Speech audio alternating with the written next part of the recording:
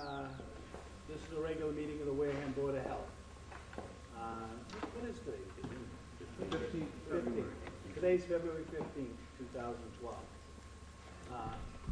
First on the agenda, I want to introduce again Glenn Montero, a full-time member of the Board of Health, myself, Frankie Police, and Bob Brady, associate.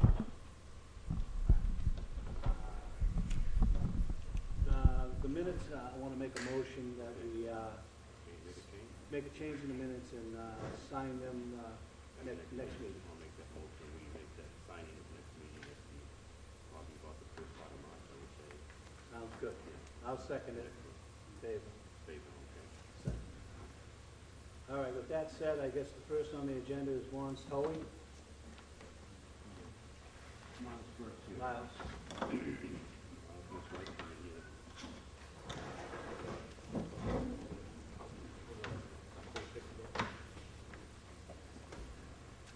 Good afternoon, Mr. Chair, members of the Wareham Board of Health. This is a variance request that Mr.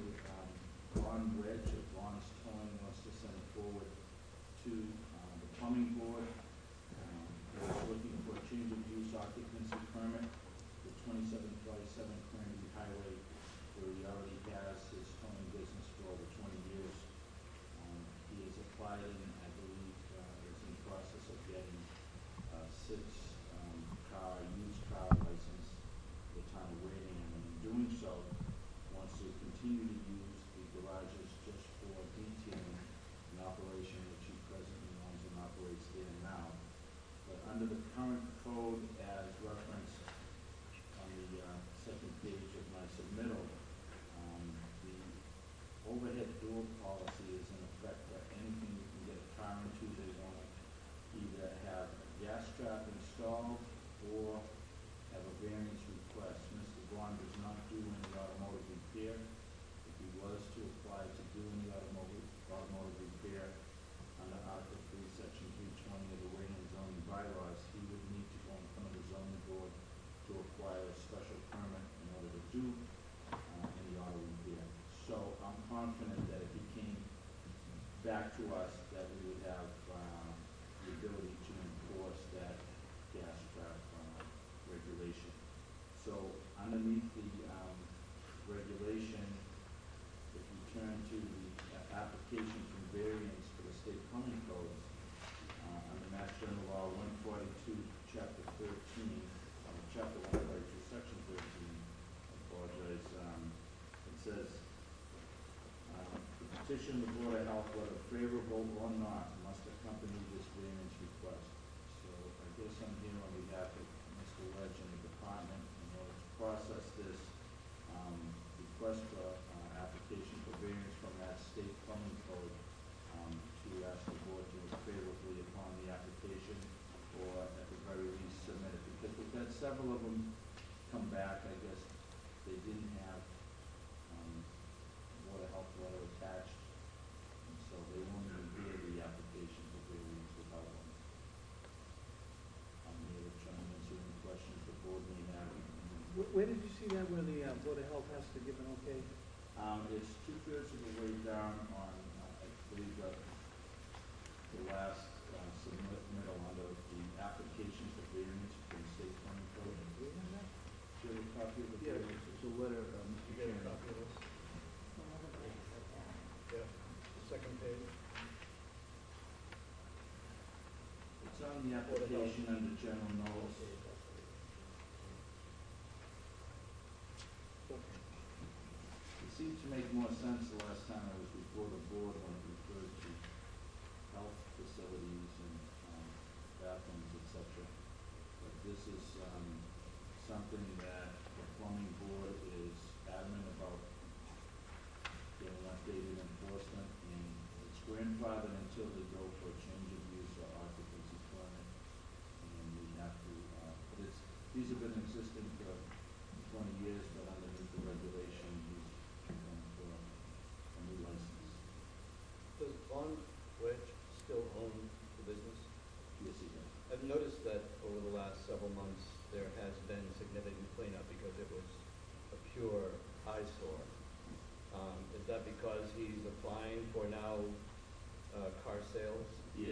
one reason. I think the other reason is, we did a certain degree of enforcement. I sent him a couple of letters about abandoned vehicles on the side that are unregistered. And also, he has, I think, a partner in the auto sales part that will help him with the auto sales. And, he's been kind of a driving force. He's a young guy that, wanted to work and clean up that site. We've done a pretty good job on the main office building as well. He's But been there, He's still the guy in charge. right, he's been there a long time, and only until recently has the site, been a pure eyesore. I'm curious to know though, why you are here representing him. I don't believe that's, Well, I don't think he's he just said he's here representing Wedge, Well, Wedge towing. Well, the plumbing inspector is supposed to be Right, asking. I came representing the department, and, I suppose, in trying to help Mr. Wedge apply for this variance request, get the occupancy, use and occupancy signed off. One of the things we needed was this request to go in, and, I didn't know if he'd be here.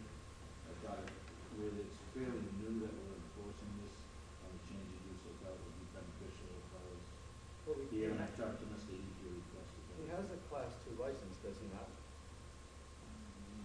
I'm not sure if it's been issued yet, the 6 cars, So he'll need to go before the Board of Selectmen if not.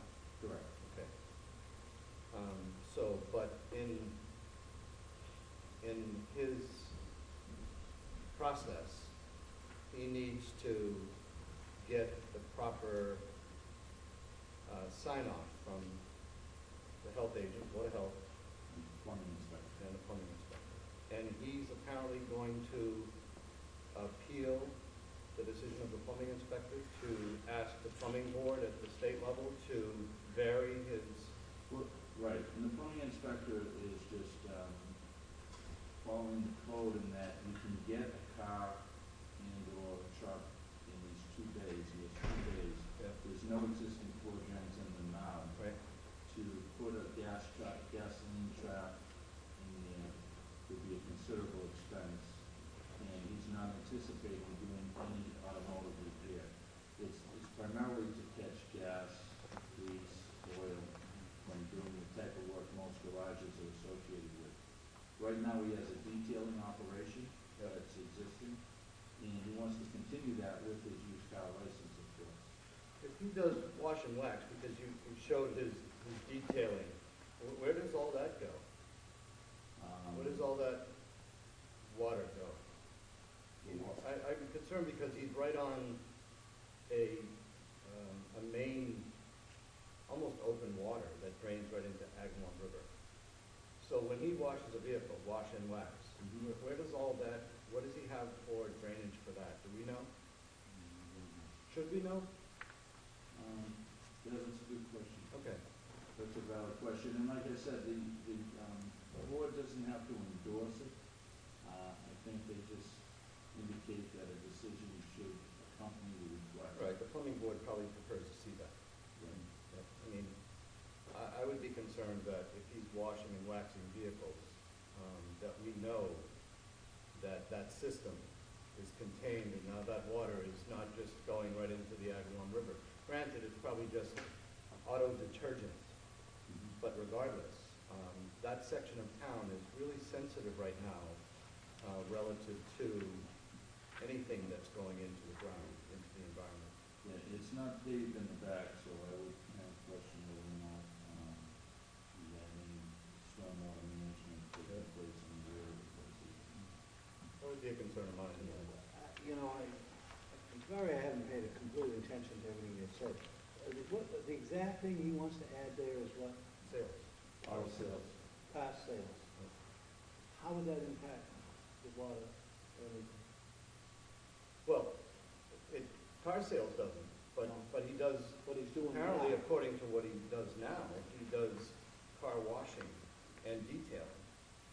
But the issue that raised before us, which is what the support he's looking for, is that the bays of his garage, which I'm assuming is where he washes vehicles, I don't know this, he doesn't have a gas trap. Right. I'd be interested to know accordingly, where does all that washed water go? Is it going in a drain and going where? I think that we should have some detailed information about that drainage system. And this request for a car sales license does not specifically deal with what he's doing there now. But where he's looking to expand it, now it would seem to me to be the time to address what is actually going on, and that water particularly is, and/or other solvents are being properly managed or handled. Right, that's where they want the change of use sign-offs to catch up with some of these Yeah, systems. and it doesn't sound like that garage is equipped for proper containment, so that would be a concern of mine personally, but, you know. I will, if you, Yeah, Chairman, go ahead. through you, I will check with the DEP, because I know other organizations or other companies like some of the car sales and maintenance on Cranberry Highway and down here especially, they used to have tanks that would be, they're industrial tanks, so any washing water and Was contained. was Right. going in there. Yep. So I certainly could check with them before we make the decision to, or we can comment on Well, it too. how I feel about it is, what's coming forward, it doesn't affect that, but with that said, you're bringing up something that could be a problem, and it wouldn't be right for us to let something like that go if it is a problem. So, I don't have a problem in granting the request that's in front of us, but with the request, I think we'll like the answers to Bob's questions. Sure, that's a very valid concern. He's at 2747 Cranberry Highway. And I'll ask Mr. Eager this, do we have a plan on him at all to look at the septic system? No. Nothing in the old, well, I'm in the archives, forget it, nothing in the office that we have right now? We don't didn't remember? check, we didn't check for that. We didn't check on anything. That would give us an idea what Bob's trying to say, the containment of his septic system, where's that water going and where's the gas going? Are they going in the same? Explain to me what I don't understand, what is a gasoline trap? A gasoline trap is something that's installed right in the floor of the existing garage that would contain any gas solvents, oils. Now, how is it removed? Is it someone comes in and pumps it out? Yes. Or it doesn't go into the ground, or it's, okay. It's a closed It's system. it's an enclosed system. So depending on the amount of work necessary, they would have to schedule removal and pump out by a professional company licensed to dispose of hazardous material. Do the fire department inspect this as well? Yes, they would, on the sign off, yes. So there's safety measures taken around this gasoline, something happens? Yes, yes. Does it, like you said, it goes into a tank? Who Right. who pumps it out? Any kind He's presently not doing any automotive, so Okay. he doesn't have one existing now, and it's fairly costly. I've heard anything between $15,000 to $25,000 as a ballpark figure, so, they prefer not to have to do it, obviously, and if the, type of material that, he's working with would necessitate it, then they can apply for a variance. But just the simple fact that they're a commercial operation with overhead garage doors mandates that they either put one in or get a variance from the plumbing board, plumbing and gas board. Mr. Chairman, also with the idea of what is in the ground, it would be good, I think it should be conditioned that we know, because there are two other income units on that property at that same address, rental units. And I believe, I for one would like to know what is in the ground, and is this front building with its water use tied into those same system? How is that all the time? I think we should know that. So I would encourage that we get those answers, or condition approval upon being satisfied with those answers. Both where the groundwater is going into the washing. And what's the other? Well, I'm assuming that the garage has a bathroom or two. There's water running and therefore going somewhere.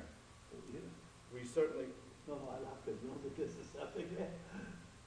I don't know, but I know there are 3 buildings on the property. Okay, yeah, 'cause they've You been got here 2 so rental long. units, that's right, they've been there a long time and probably have never had to be subject to us knowing. I'll be surprised if we even have data, but I think we should know, and if it needs to be inspected, to know what is as built. Well, here's what I'm gonna say then, and Bob has brought up some good points. I think, and if they don't want us to sign it, that's fine, but if they want our signatures on this, then we need a Title V inspection of what they have out there. If, that would tell us what the system is, the tank, pits, where the water's going. And where the building drains to, what is it Correct, draining? where does the, that's correct. Yeah. And where they're washing the vehicles, where that water goes. I don't know if you got that, but you're You gonna. know, that was what I was gonna say too, yeah. Okay, We well, could- you Since we wanna- don't have, unless Mr. Eater can find a plan on 2747, it may not be in the office, it might be in the archives, we don't know, then naturally, I would suggest that you said, Frank, get a Title V inspector and then go in and check everything, come back to us with a plan of what's in the ground and the amount of water. I think we need one just to make sure it's operating properly, the Right. system. So if you wanna make those. I'll make that motion that I have nothing against the car washing, I just want him to come back with a plan to show where the water's going. Right. Make that motion that you inform Mr. Vaughn to bring the plan back with a Title V inspection. And We need an as-built. Yeah, Yeah. something. Where is any and all, That will give, with the Title V inspection, they have to show where the tank, pit, whatever it is. Yeah, and as you said, Mr. Brady, he's been at that site for a long time, so he should have a lot of information. And he Well, will generally, answer- I'm answer telling your you, questions, you know. generally when you upgrade and you do something like that, you know, if you're adding on to a house or whatever, you should be doing a Title V inspection report to make sure something's operating properly. Right. he's been there longer though than Title V has been in force, so it would be good for us to have an update if we don't have one. Well, I second, that motion. All in favor? All right. Aye. Bob, one question, which DEP got to do with that? No, DEP for industrial water, wash water, I can check with them and see if they want a septic tank. But generally, it's not in our regulations. No. I didn't know there were 2 other buildings on the site that might have septic systems, or might be all in the same system. Usually, if it's That's not what I'm curious about. increasing flow, we don't have to do that, but we will. Right on the record. Okay. All right, second up, 5 Whipplewell Way, GAF engineering variance and state regulations and an upgrade. This is just one very request for the property.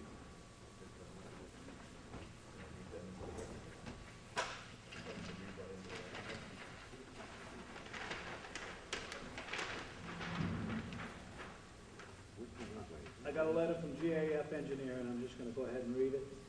Dear members of the Board of Health, please find a sewage disposal system design plan for 5 Whipplewell Way.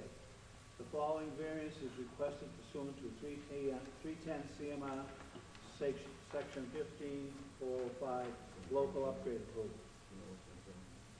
Required soil absorption system shall be 10 feet minimum from property line, provided the soil absorption system is proposed to be constructed 5 feet from the property line.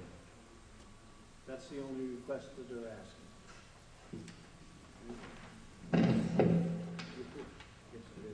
Where is Whipplewell Way? What part of town? Gateway Shores. Gateway Shores?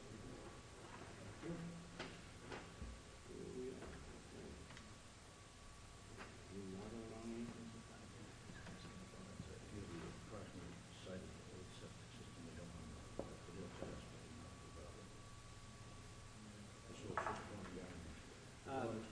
Glenn asked, where's the closest water to this, you know, roughly? Any water? Any around? water supply or anything, groundwater or Marsh, lake or marsh title or anything. I haven't been in the site, Kevin Foran did this work, but he's out sick today, so we asked him to come in, so, I know There's a locust there. It looks like it abuts, the marshland on the Agawam River.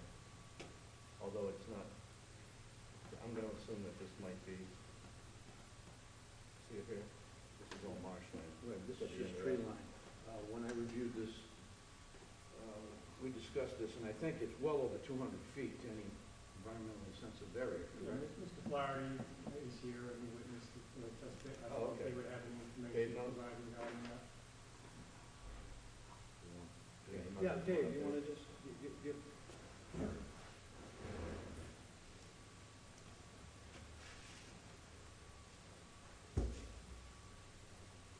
You were out checking when they did the test pit? Yes, I was witness on site with, we were, and we found water at 88 inches. I think the reason why they wanted to relocate the system to the front was there was a question of possible wetlands in the back. They're not shown because they're fairly far away, but I think rather than take a chance of them ever getting closer, they'd rather just put it. Are they only doing that just to change it over? It hadn't failed? It has failed. Yeah, it's fair, yes. According to the locust map, David, suggests that this is the last house on that stretch of Whippoorwill Way, which abuts the marshland of, No, it's sort of in the middle, it's near the end. There's two or three houses a little more to the south. But it's right near closer, that end. closer to the marsh? Hmm? There are homes closer to the marsh than this one? It looks like it's I'm the not- last, it looks like it's the last house on the street. No, it's not though. It's Okay. right across from that corner there. There's more, as you see to the west, where the road turns like that, the Yep. houses along that road are really close to the marsh. This one is not as close. These other two may be closer, the ones down more south. Yep. But there's a moderate distance, I believe, from the wetlands to, It'd be nice, if they were identified on the plan. Well, there's two homes in their excess of 100 feet and we're outside the jurisdiction. Yeah, okay. I'd need to see an assessor's map to be certain, but by the locust map, it shows to be the last house on the street, which is abutting the marshland. So, You know, it shows a tiny little extension of the road beyond that, but I understand. see what I'm saying? Yes. Yep. And those little dots obviously represent structures, residence, houses, and there are. Well, from the aerial photograph, I think, which was dated 78 or something Oh, okay. like that, so it's not. There may be more. Correct. All right. I think the fact that it's, Mr. Chairman, it's the fact that it's a 10 scale is more for our edification. Yeah. With a 20 scale, we'd be able to see a lot more of the surrounding neighborhood. I can show you the plan, which does show two lots past us. Oh, good. Two lots, but are they built upon? Yeah, David's saying that there's Okay. structures on those lots, yes. Good. What kind of system is the old system now? Is it still operating? No, it's in a failed condition, In failed condition? yes, and the rear yard is a little bit lower topographical wise. So, as David stated, for a couple of reasons, to get away from some wetlands which may be further back, and to get away from the water table, because we'd be lower topographically. We're switching the plumbing around, bringing the system out into the front yard. Just a matter of interest, but what was the, system, was it a pit, or, you know? I don't know the details of it, No. The reason why I asked is because if it was a pit, it was probably right in the water main. you're probably right. I mean, anything's better than what we got. 88 inches. Well, the old system will be dismantled and filled in or whatever. It'll either be abandoned if it's a field, the septic tank will be ruptured and broken up and collapsed in place, yes. Pumped out first, obviously. Yeah. It says ruptured, filled, and abandoned in place. Chairman, Title V says pump, filled, and then destroyed, so that's the way you usually generally do it anyway.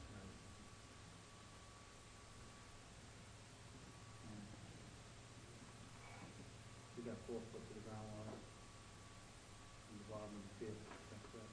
Yes. And 4 foot minimum, yep. You have to smack the old, that's a tank, is it? We don't know what's in there, and we don't know if it's a concrete tank or whatever, until you pump it, right?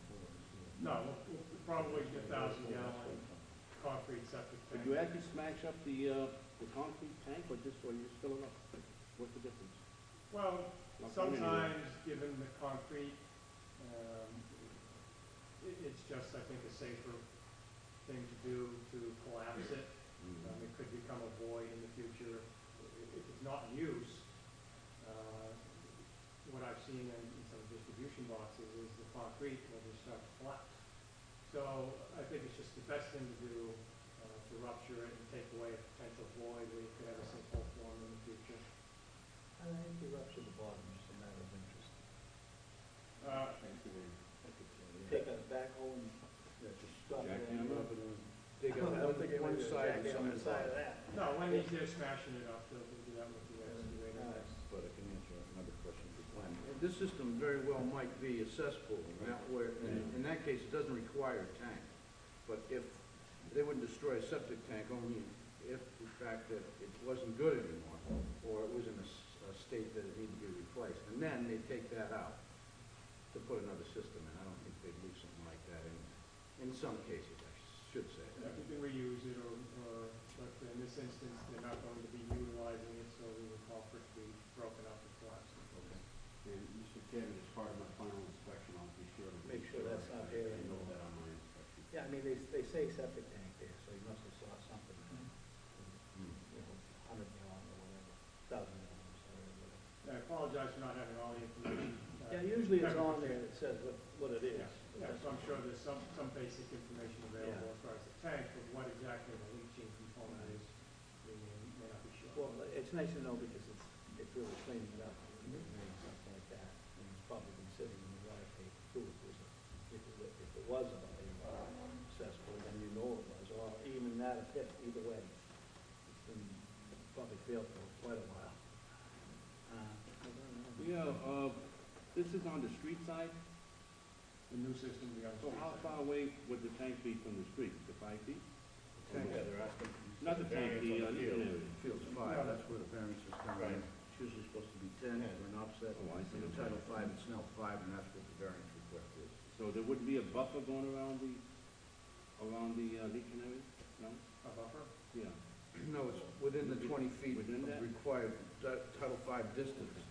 So if it's, usually you put a liner in there in the case that it's too close to the foundation or some livable space in a dwelling. In this case, you have plenty of room, the 20-foot minimum is met.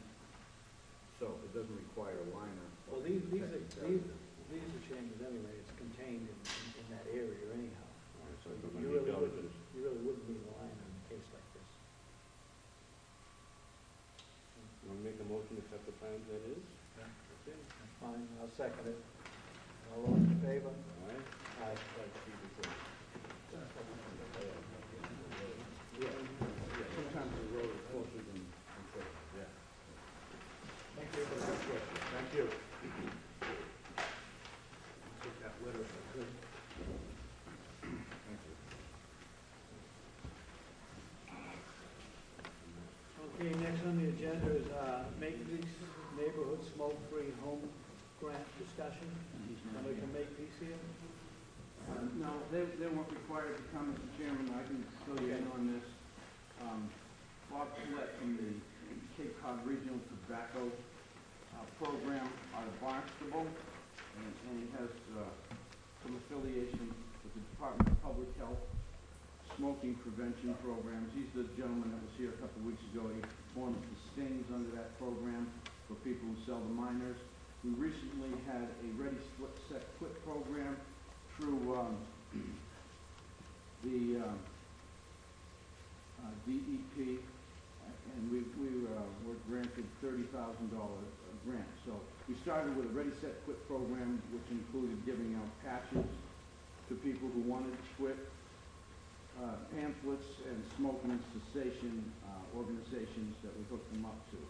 The second part of that program was to go into the schools and somehow get pledges from children and whoever lived in the house of those that smoked to refrain from smoking in cars and buildings, just to eliminate secondhand smoke for those who don't smoke and have the right not to inhale that.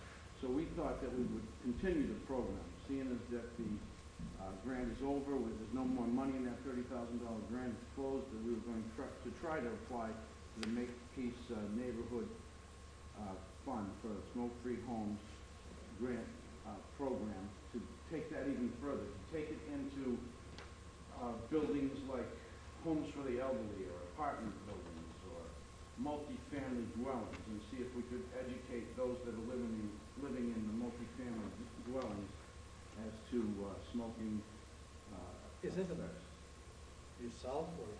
This would be Bob. He would be the, him and I would work toward the grant. He is the educator through the Department of Public Health. He would go doing it into, for the Board of Health. right, works through the Board of Health, for the Board of Health, through the Department of Public Health. He is excellent at it. He's gone through all the preschools and the program before that, through the schools. It was a very successful program, and because the funds weren't available, we thought that we would try somewhere else to continue this into multifamily dwellings and homes. And because it is such an important step, and we were just successful in eliminating the sale of tobacco in pharmacies, so we figured we'd keep going, and if there was money available, continue the program. He couldn't be here, he's in Martha's Vineyard, so I told him I would discuss it with the board. If it's the board's desire to continue that, I will take steps to fill out the grant application and see if it's possible to get it. You know, doesn't cost us anything, and it's a good thing. My only question, and it's not, doesn't have to be answered 100%, but it shows, I mean, how do you know this is working good? I mean, what results do you get from anybody, or what? I mean, I don't have a problem with it all. I'm just wondering what kind of results. How do you know? Yeah, that's a very, That's very pretty good tough, question. right? Here's how we think we know.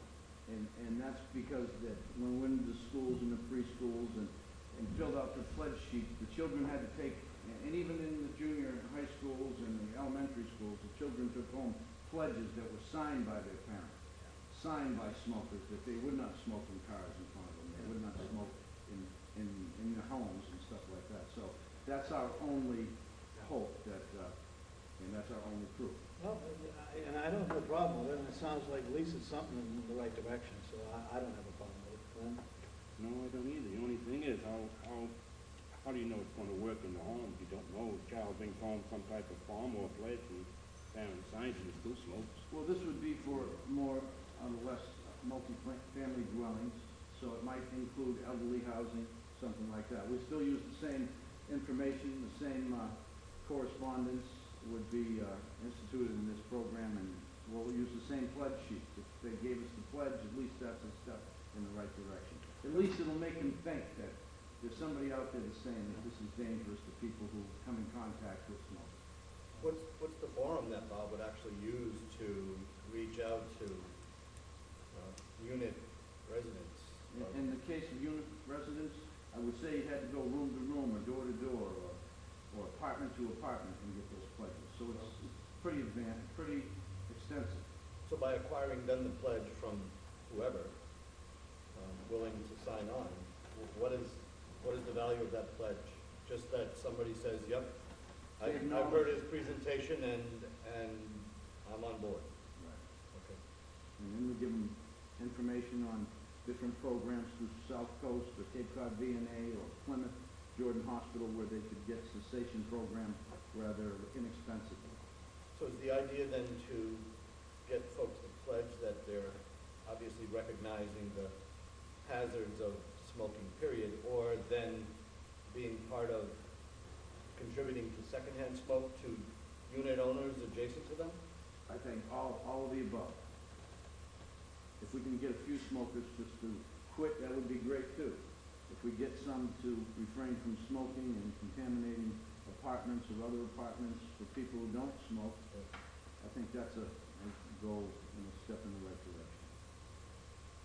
Tell you how I feel about it. If it was costing the town any money, I'd be looking for a little bit more results, to be honest with you. But if Mid-Peace Neighborhood Smoke-Free Home Grant feel that it's a good thing, and they're putting out the money, I don't have a problem. I don't either. The only thing is, you're talking Spend about multiple, everybody else's money. you're talking about multiple units. What about, will these grants, I mean, these pledges also go into private homes as well? I mean, No. how do we know where someone, you're gonna go to the unit itself rather than the child? You said you're gonna go to the school. No, the schools are all done. That was the old program. Oh, okay. This is for multi-family dwellings. And it wouldn't be individual homes, it would be multifamily dwellings, because if someone in one certain unit smokes, it could affect the people in the next unit. Or if they're sharing a unit with somebody, it definitely could affect someone with secondhand smoke. So that's the target, that's our goal, and if it pleases the board, we'll go ahead with the application and hope that we secure the grant. Okay. Make the motion, you go ahead with the grant, Bob. I'll second. Okay. Let us know more about these pledges when you get a chance to, when they type, have they typed up already? No, not yet, I gotta get it. All those in favor? All in favor, say aye. Aye. Okay. I guess next on the agenda is Citizen Saints, 37 Depot Street, about a complaint. Are they here? I think they are. Yeah, there's Rogers. there's a lot of people. I think they're all In here. regards to this complaint, Mr. Chairman, if I can't just brief you, You go I'll give ahead. you all the information, and you're gonna have to go through it for a couple minutes, I think, because it's quite involved. We got a complaint on 2/7/12 from Joseph Gerenslager, and he says that an apprentice named Phil G. did piercing on his daughter without piercing practitioner present. Well, I think that's a little bit backwards. A piercing practitioner must have a license, and there should be, you can't do it unless you have a license. And you can apprentice with that person, but you can't pierce either way.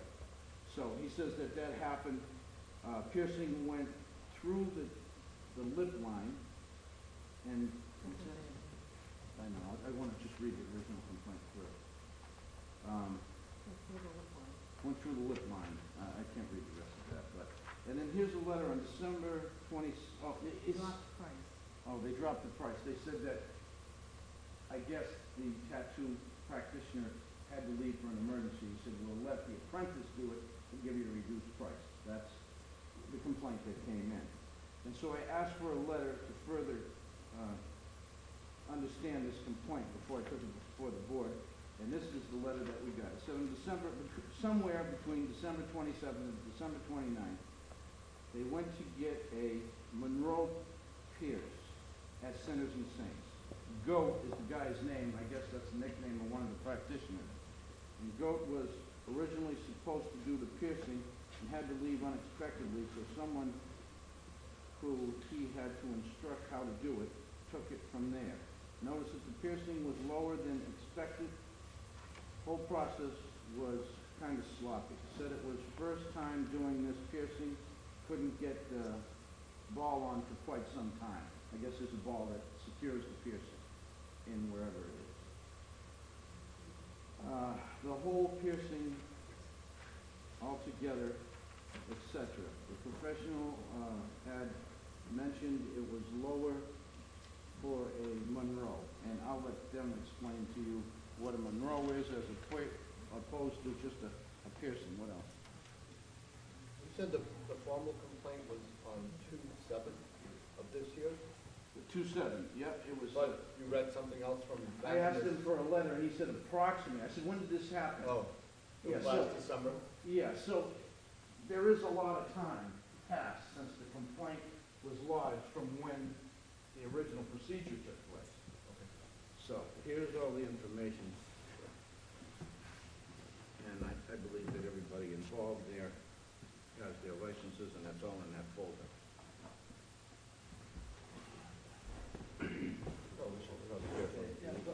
What's your name, sir? I'm Roger Shanad, Roger. Junior. And how are you affiliated with I it? own Simmons and Saints Bank. You own it? Yeah. Okay, go ahead. All right, Chairman, distinguished board, my name is Roger Shanad. I've been a respected business owner of the town of Wareham since 2006 and a resident since 1971. I like to think that I bring more to this town than just a tattoo shop, but a positive community attitude. Being a business owner is something I'm very proud of. I find it ironic that the first time we have an issue, it would be brought up by not only one, but two ex-employees now working at the same place. I will let my business reputation and my hard work ethic speak for itself. So this complaint is from a former employee? Yes. Oh, I'm sitting okay. in the back of the room right now. Okay. So the complainant is here? Okay. But the two girls aren't here, or the stepfather isn't here. That note could have been written by anybody. If I may, Mr. Chairman. Yeah.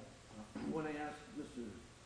Gerenslager if he could appear before the board. He said he's going away for 2 months and he won't be here. And I said, well, how about the girls appearing before the board and telling what actually happened? I guess one's a witness and one is the person that got pierced. That's the story. And they said they were going back to school and they won't be here for a couple more months.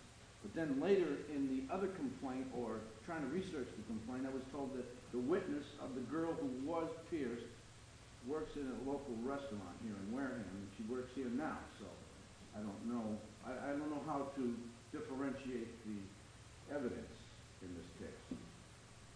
Was there an inspection at all? Nope. Was the person who did the piercing present with us? No, we're closed on the 27th, it's a Tuesday, so they're automatically saying that. There's somebody back there raising their hand. No, he asked, is the person that did the work, is he here? We don't even know they got pierced on the shop. There's no proof of them being there. Oh, really? They can show a receipt. From what I understand, the first time that Bob got called, they went to a doctor.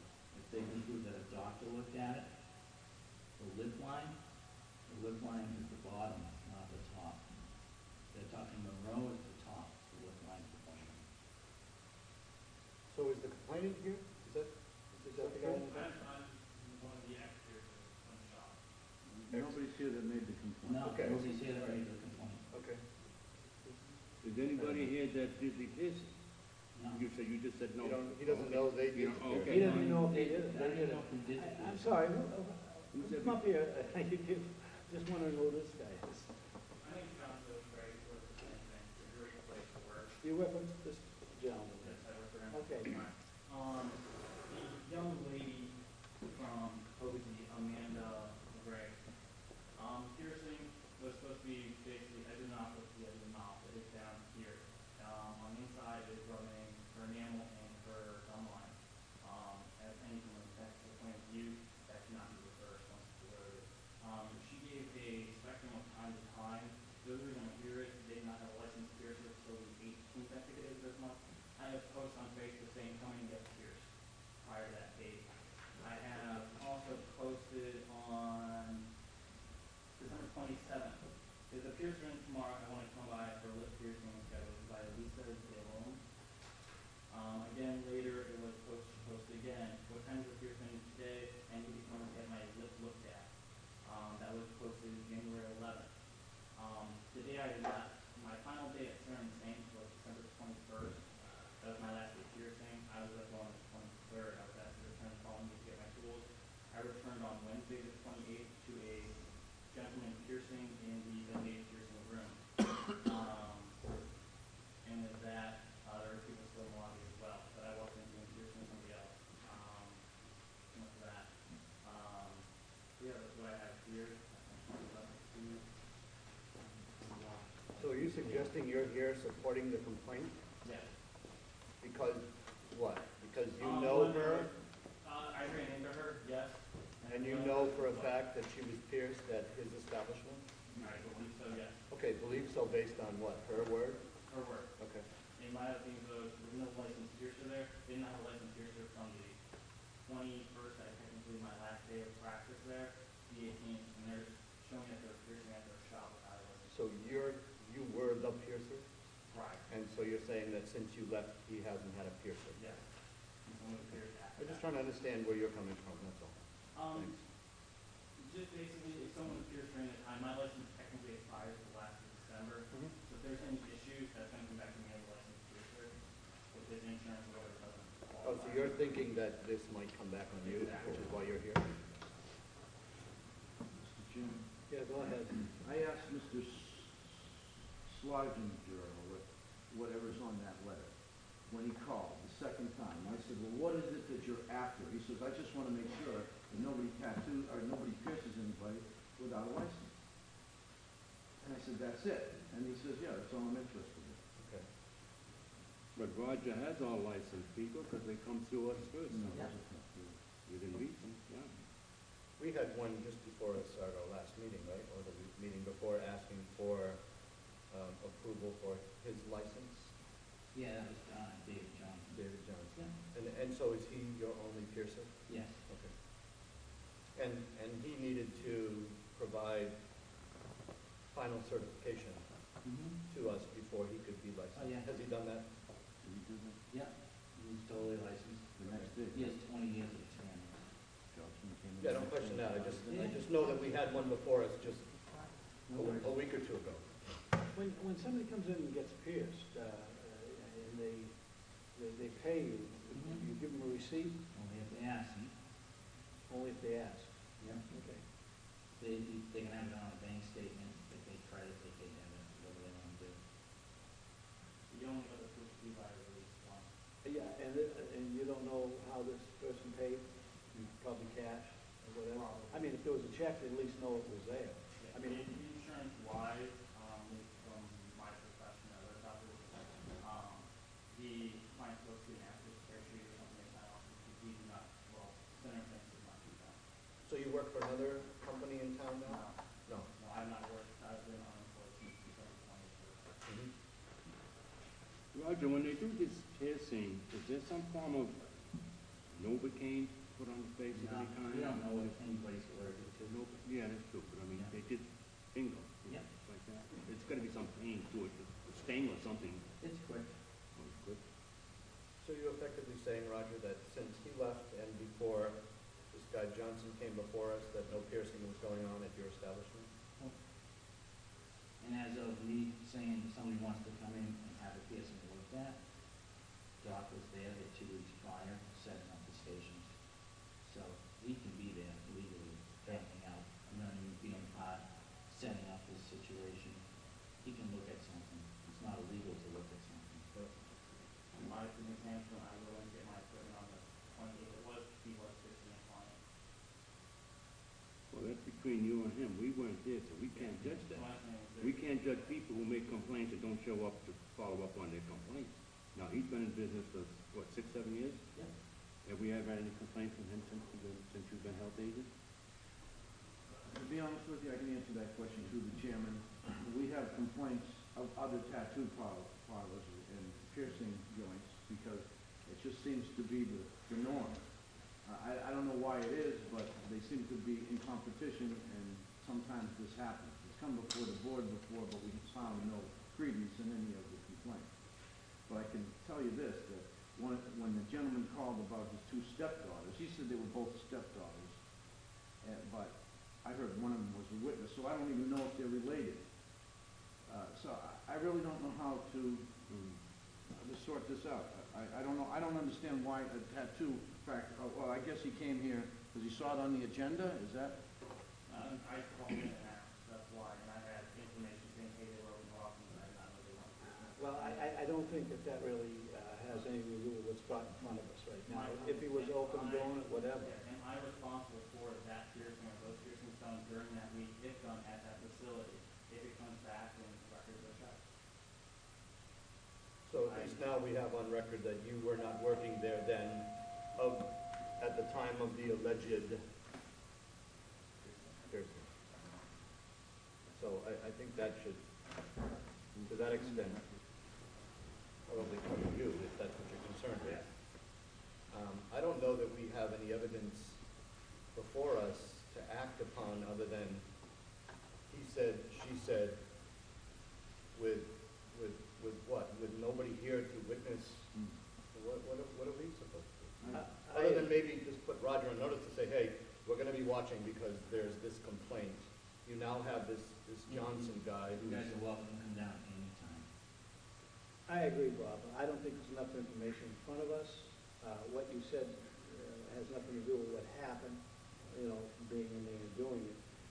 None of the complainants are here, so, yeah, all right, they're out of town or whatever, but if they were that serious about it, plus they waited 2 months before they even did anything to come in. I mean, it happened December 27th through the 29th, whatever day, and we're in February, 14th, I think today is anyway. So, unless we get a little bit more information, I don't see a problem. I don't see how we can act on anything. Bob, I'm sorry, Roger, they were both old enough to get a tattoo, the girls? I don't know these girls. You know what I mean? If they were here, they could show their IDs, so we ID everybody. And Just see if the But there was stepfather, was 18, was it, to get a tattoo? Or? they have 18, 16, 17 of parent consent. There's no physical information. Yeah, 16 and 17 for parent consent. I can tell you this, Mr. Chairman, excuse me, Roger, I can tell you this, that the gentleman I talked to, who supposedly is stepfather of the two girls, Yeah. one was only one was pierced at the time. If it was a permanent mark on my child, I think that I would want something more than just to make sure that there is a full-time practitioner present and not an apprentice Yeah. doing things. I would think, I asked him if there any damage, and I don't think I got a clear answer, but someone just stated that it's a permanent mark now. So I don't know. Well, I don't think we can go any further with it unless something else comes up, something, that we can dig our teeth into that shows what really happened there. We don't have anything in front of us, so, Glenn. No, I would just tell Roger to continue. We've never had any complaints from you. Continue doing what you're doing and make sure the people who are doing the piercing, tattooing, and whatever are licensed. Now, you said you said a little while ago that the parents consent. Is that a letter they give you, or they go No, there with? they have to bring in a birth certificate, student ID, and the parent's license has to match the child's birth certificate. So if this gentleman has a complaint, is a stepfather, it's not even gonna match the birth certificate, so I wouldn't even let him get these. I have nothing else to say. But they don't need that if they're under 18. If they're 18, they can do anything they want. Right, and there's no tattooing or piercing under 18. Unless you got something more. No, I just want to make sure that I'm not responsible if this, if these two ladies were here at the facility. My license or not, I was not practicing that. Okay, thank you. Thanks, guys. Yeah.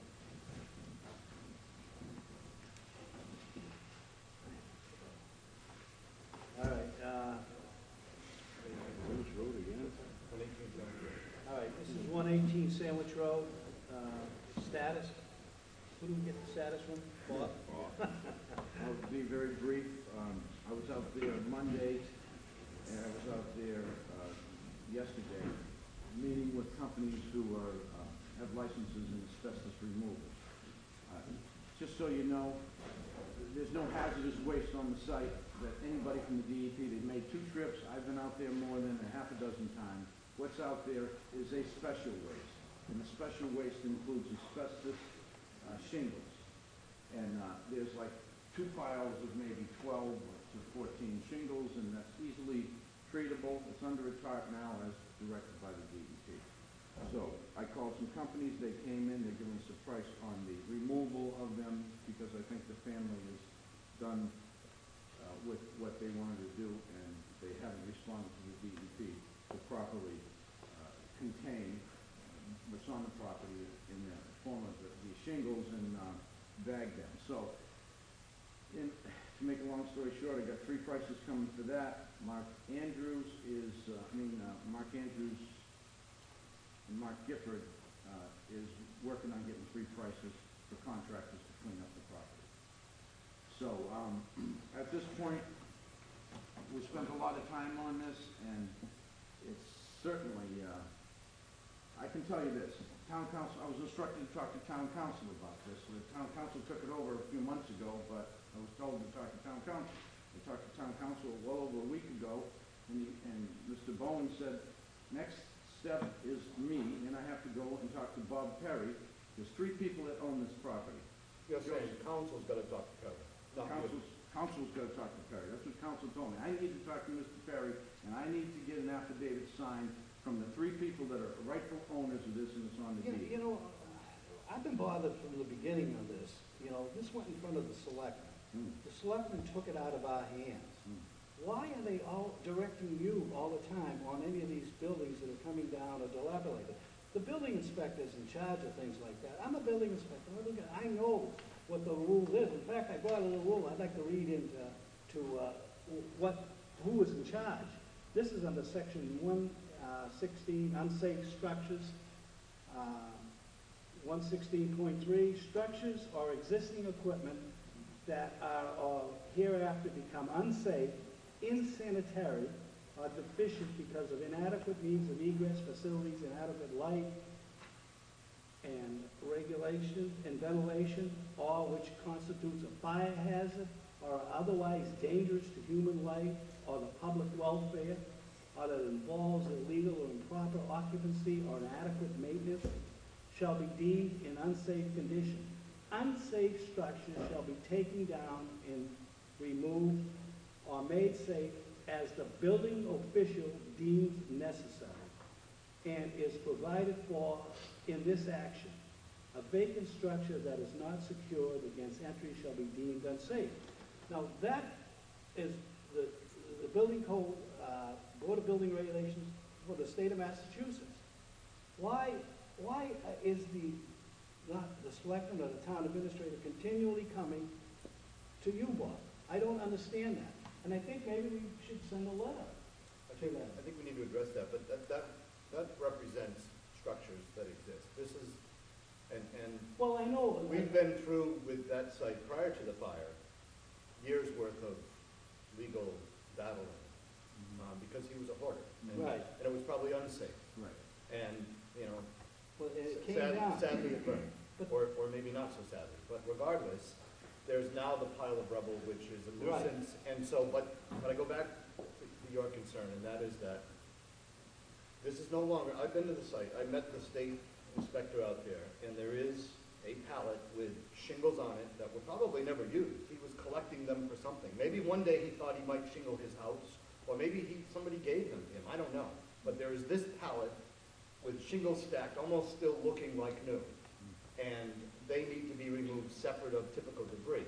Now, in that, Bob has gone above and beyond as our health agent within his jurisdiction. And so now, we need to make clear on the record, however, that he's spent enough time on this. It was before the Board of Selectmen. You witnessed it, you were there. It is no longer a health issue. And so Bob, as far as I'm concerned, needs to be directed. And if a letter needs to go, and we'll get back to that letter before tonight's over, that there has been continued interference with his function beyond his jurisdiction, and that has to stop. Our resources are cut way too thin. Our financial resources continue to get cut, and that sort of behavior really should be curtailed.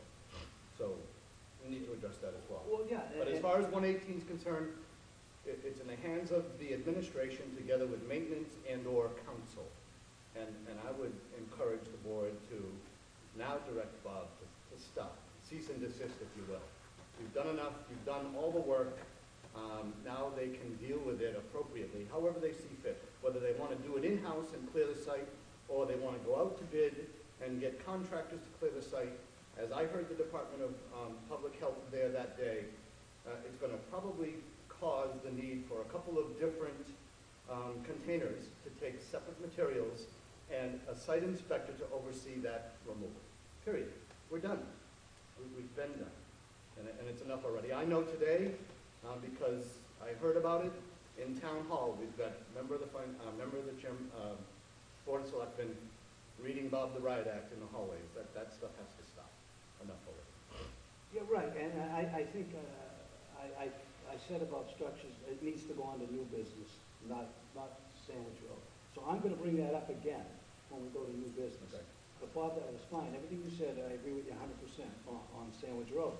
And I think it's a point now where, you know, there are other people responsibility with that, not just the Board of Health. Glenn? Well, Bob just mentioned that it's going off a bit to clean up. Let's wait to see if it's cleaned up.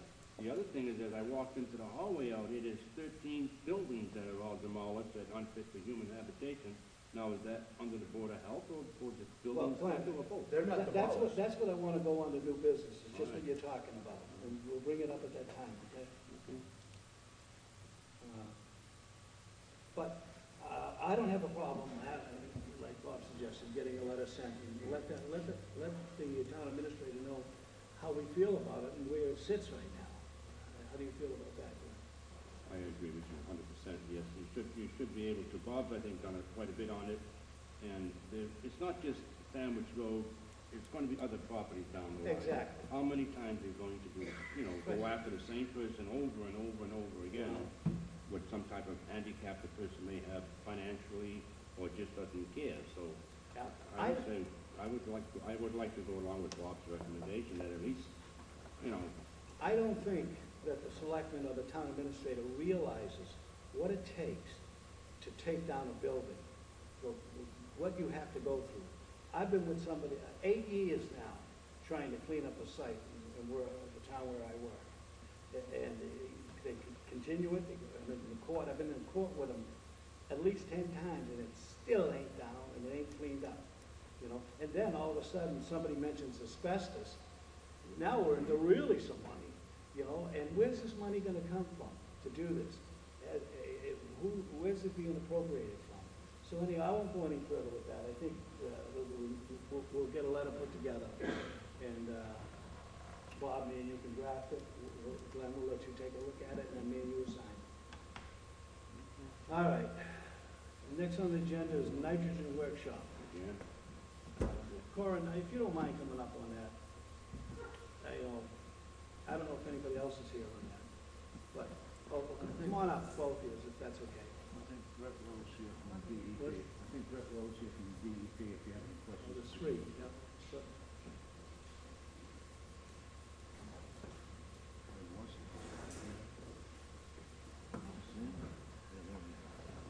Peter Johnson, over, Mr. Chairman, and Brett. oh my, we got a More lot of chairs. people.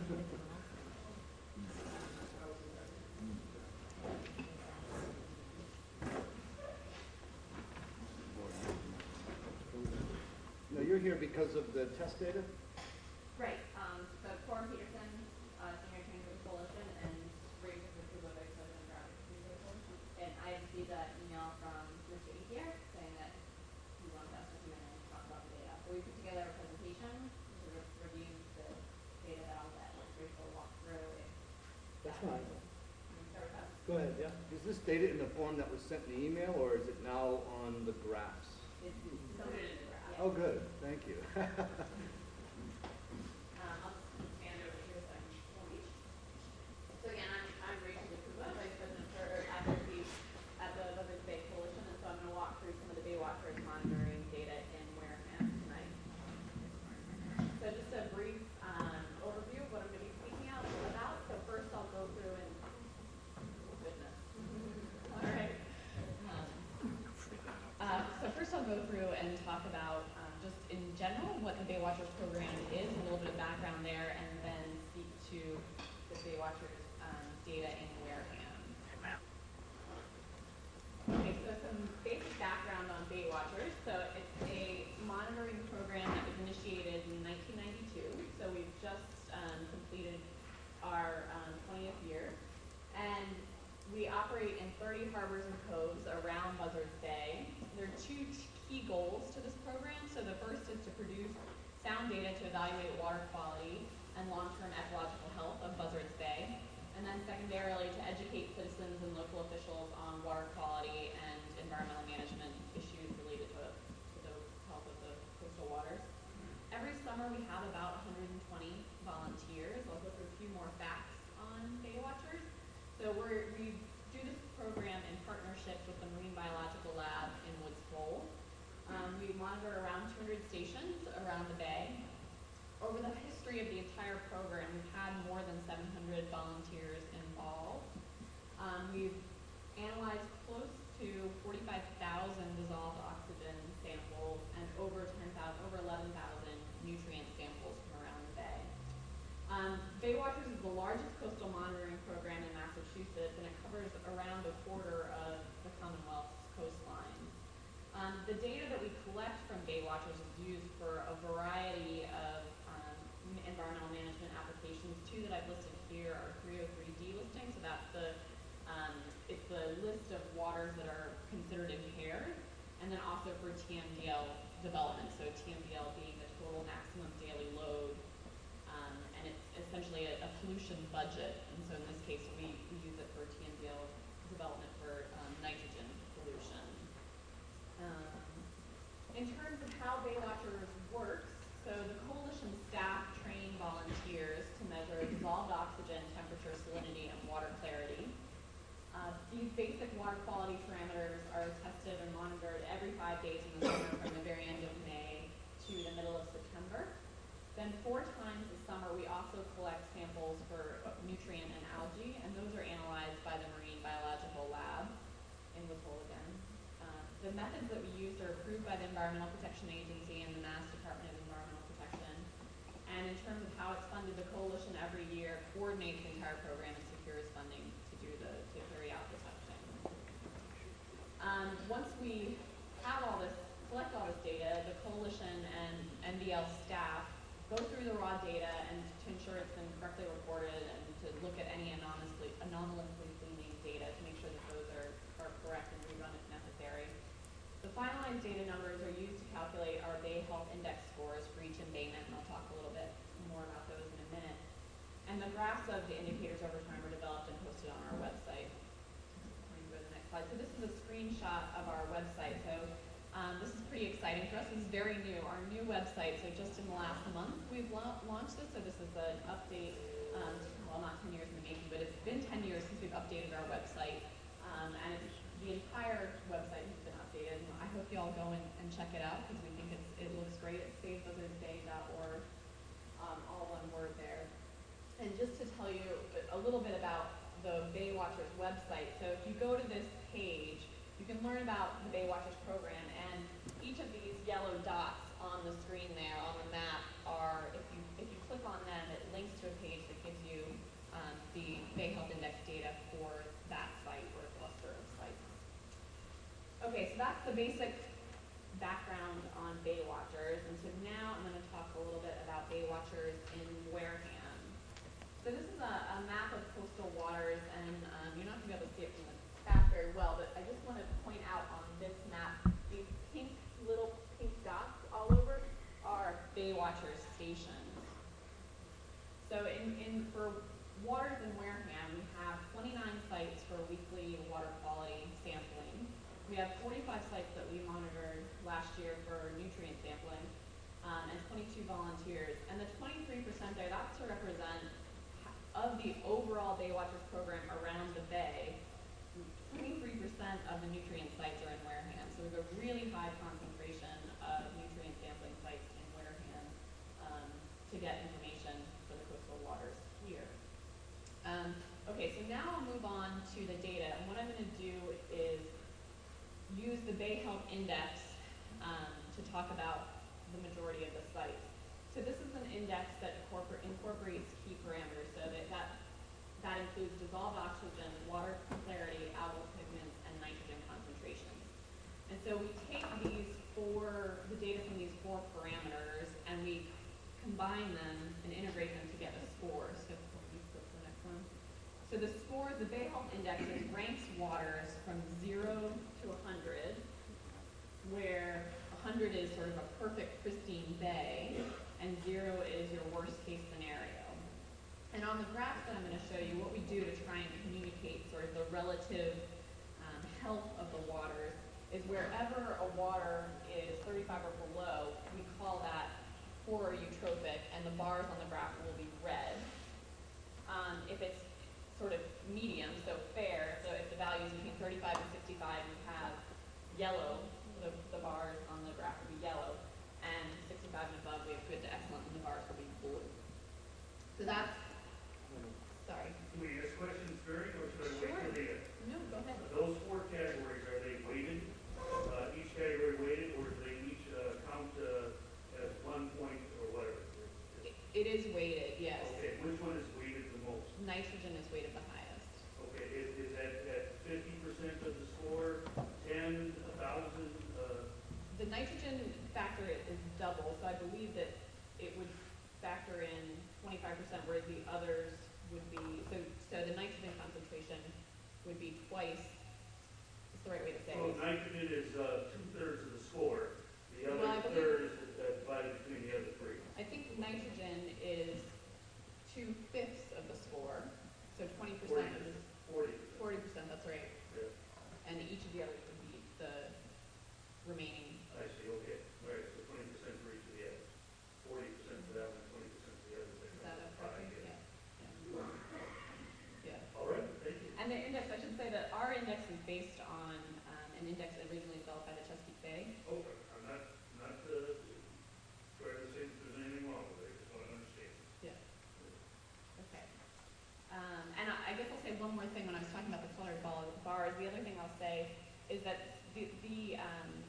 the numbers that we've picked as the threshold are somewhat arbitrary. So it's not as though anything specific happens at a Bay Health Index score of 35 or 65. It's just, you know, roughly 1/3. It breaks the things into roughly third chunks. So it's not as though if your Bay Health Index score is 66, all of a sudden the water is blue, the fish are swimming, and you know, everything's changed perfectly. It's a gradation there. Okay, so I'm going to move from the west part of the watershed east. So we're going to start with the Weweantic. And so I have two graphs here. So all the graphs that I'm going to show you for the next few slides have the same scale. So we have the health index score on the y-axis and years on the x-axis on the bottom, and the label of where it's from at the top. And again, so we're going between 0 and 100, where 100 is your pristine estuary, 0 is your totally degraded estuary. So on the left we have the Weweantic River, the inner part of the Weweantic, or the upper part of the Weweantic River, and on the right we have the outer part of the river. I have a question, one. Is there 100 on the planet? We have very high scores in the outer bay, in central Buzzards Bay. I think we have a 95 somewhere. We don't have a 100. Okay. Hey, excuse me 1 minute. Do you mind you two guys, mind identifying yourselves? You and... Two guys? Yeah, you. And I'm fat. No, I'm sorry. Your name? My name's Paul Willard. Are you with any, just a... I live on Hathaway. Okay, thank you. My name is Pio Lombardo, and Lombardo Associates, who's going here. But to answer his question, there are 100 on the planet. There's a lot of them. Okay. The planet has a lot of them. Yeah, Are so there any I was zero? thinking Buzzards Bay, Are there any zero? Oh, yeah. but not in Buzzards Bay again. So we. Not was bad. Okay. Okay, where were we? So the data here shows just a couple of things I'll go through on this first slide, and then we can move through some of the other slides a little bit faster. So one of the things you'll notice in the slides is that we have significant variation year to year. I mean, this is a natural system that we're measuring, so you are going to see differences year to year, and that's what we would expect in a natural system. And so, but it doesn't mean that it doesn't mean. I guess the reason I bring that up is to say, if you have 1 year that's very bad, it doesn't necessarily mean everyone needs to go out and change everything. It also, on the other token, doesn't mean if you have 1 good year that all your pollution problems are solved. So there is a lot of variability based on rainfall, based on temperature. There's a number of things in the natural system that are going to affect water quality and therefore the Bay Health Index score. But what you can see, and which will be a trend across the Wareham waters, is that generally when you have a more flushed area, so for here we have the outer Weweantic River that is flushed by the central Buzzards Bay, you're typically going to have higher water quality than when you have an embayment that is more restricted. So the more flushing you get, the better water quality generally you're going to have. Okay, let's keep going. Okay, so two more embayments. We have Marks Cove here and Broad Marsh River.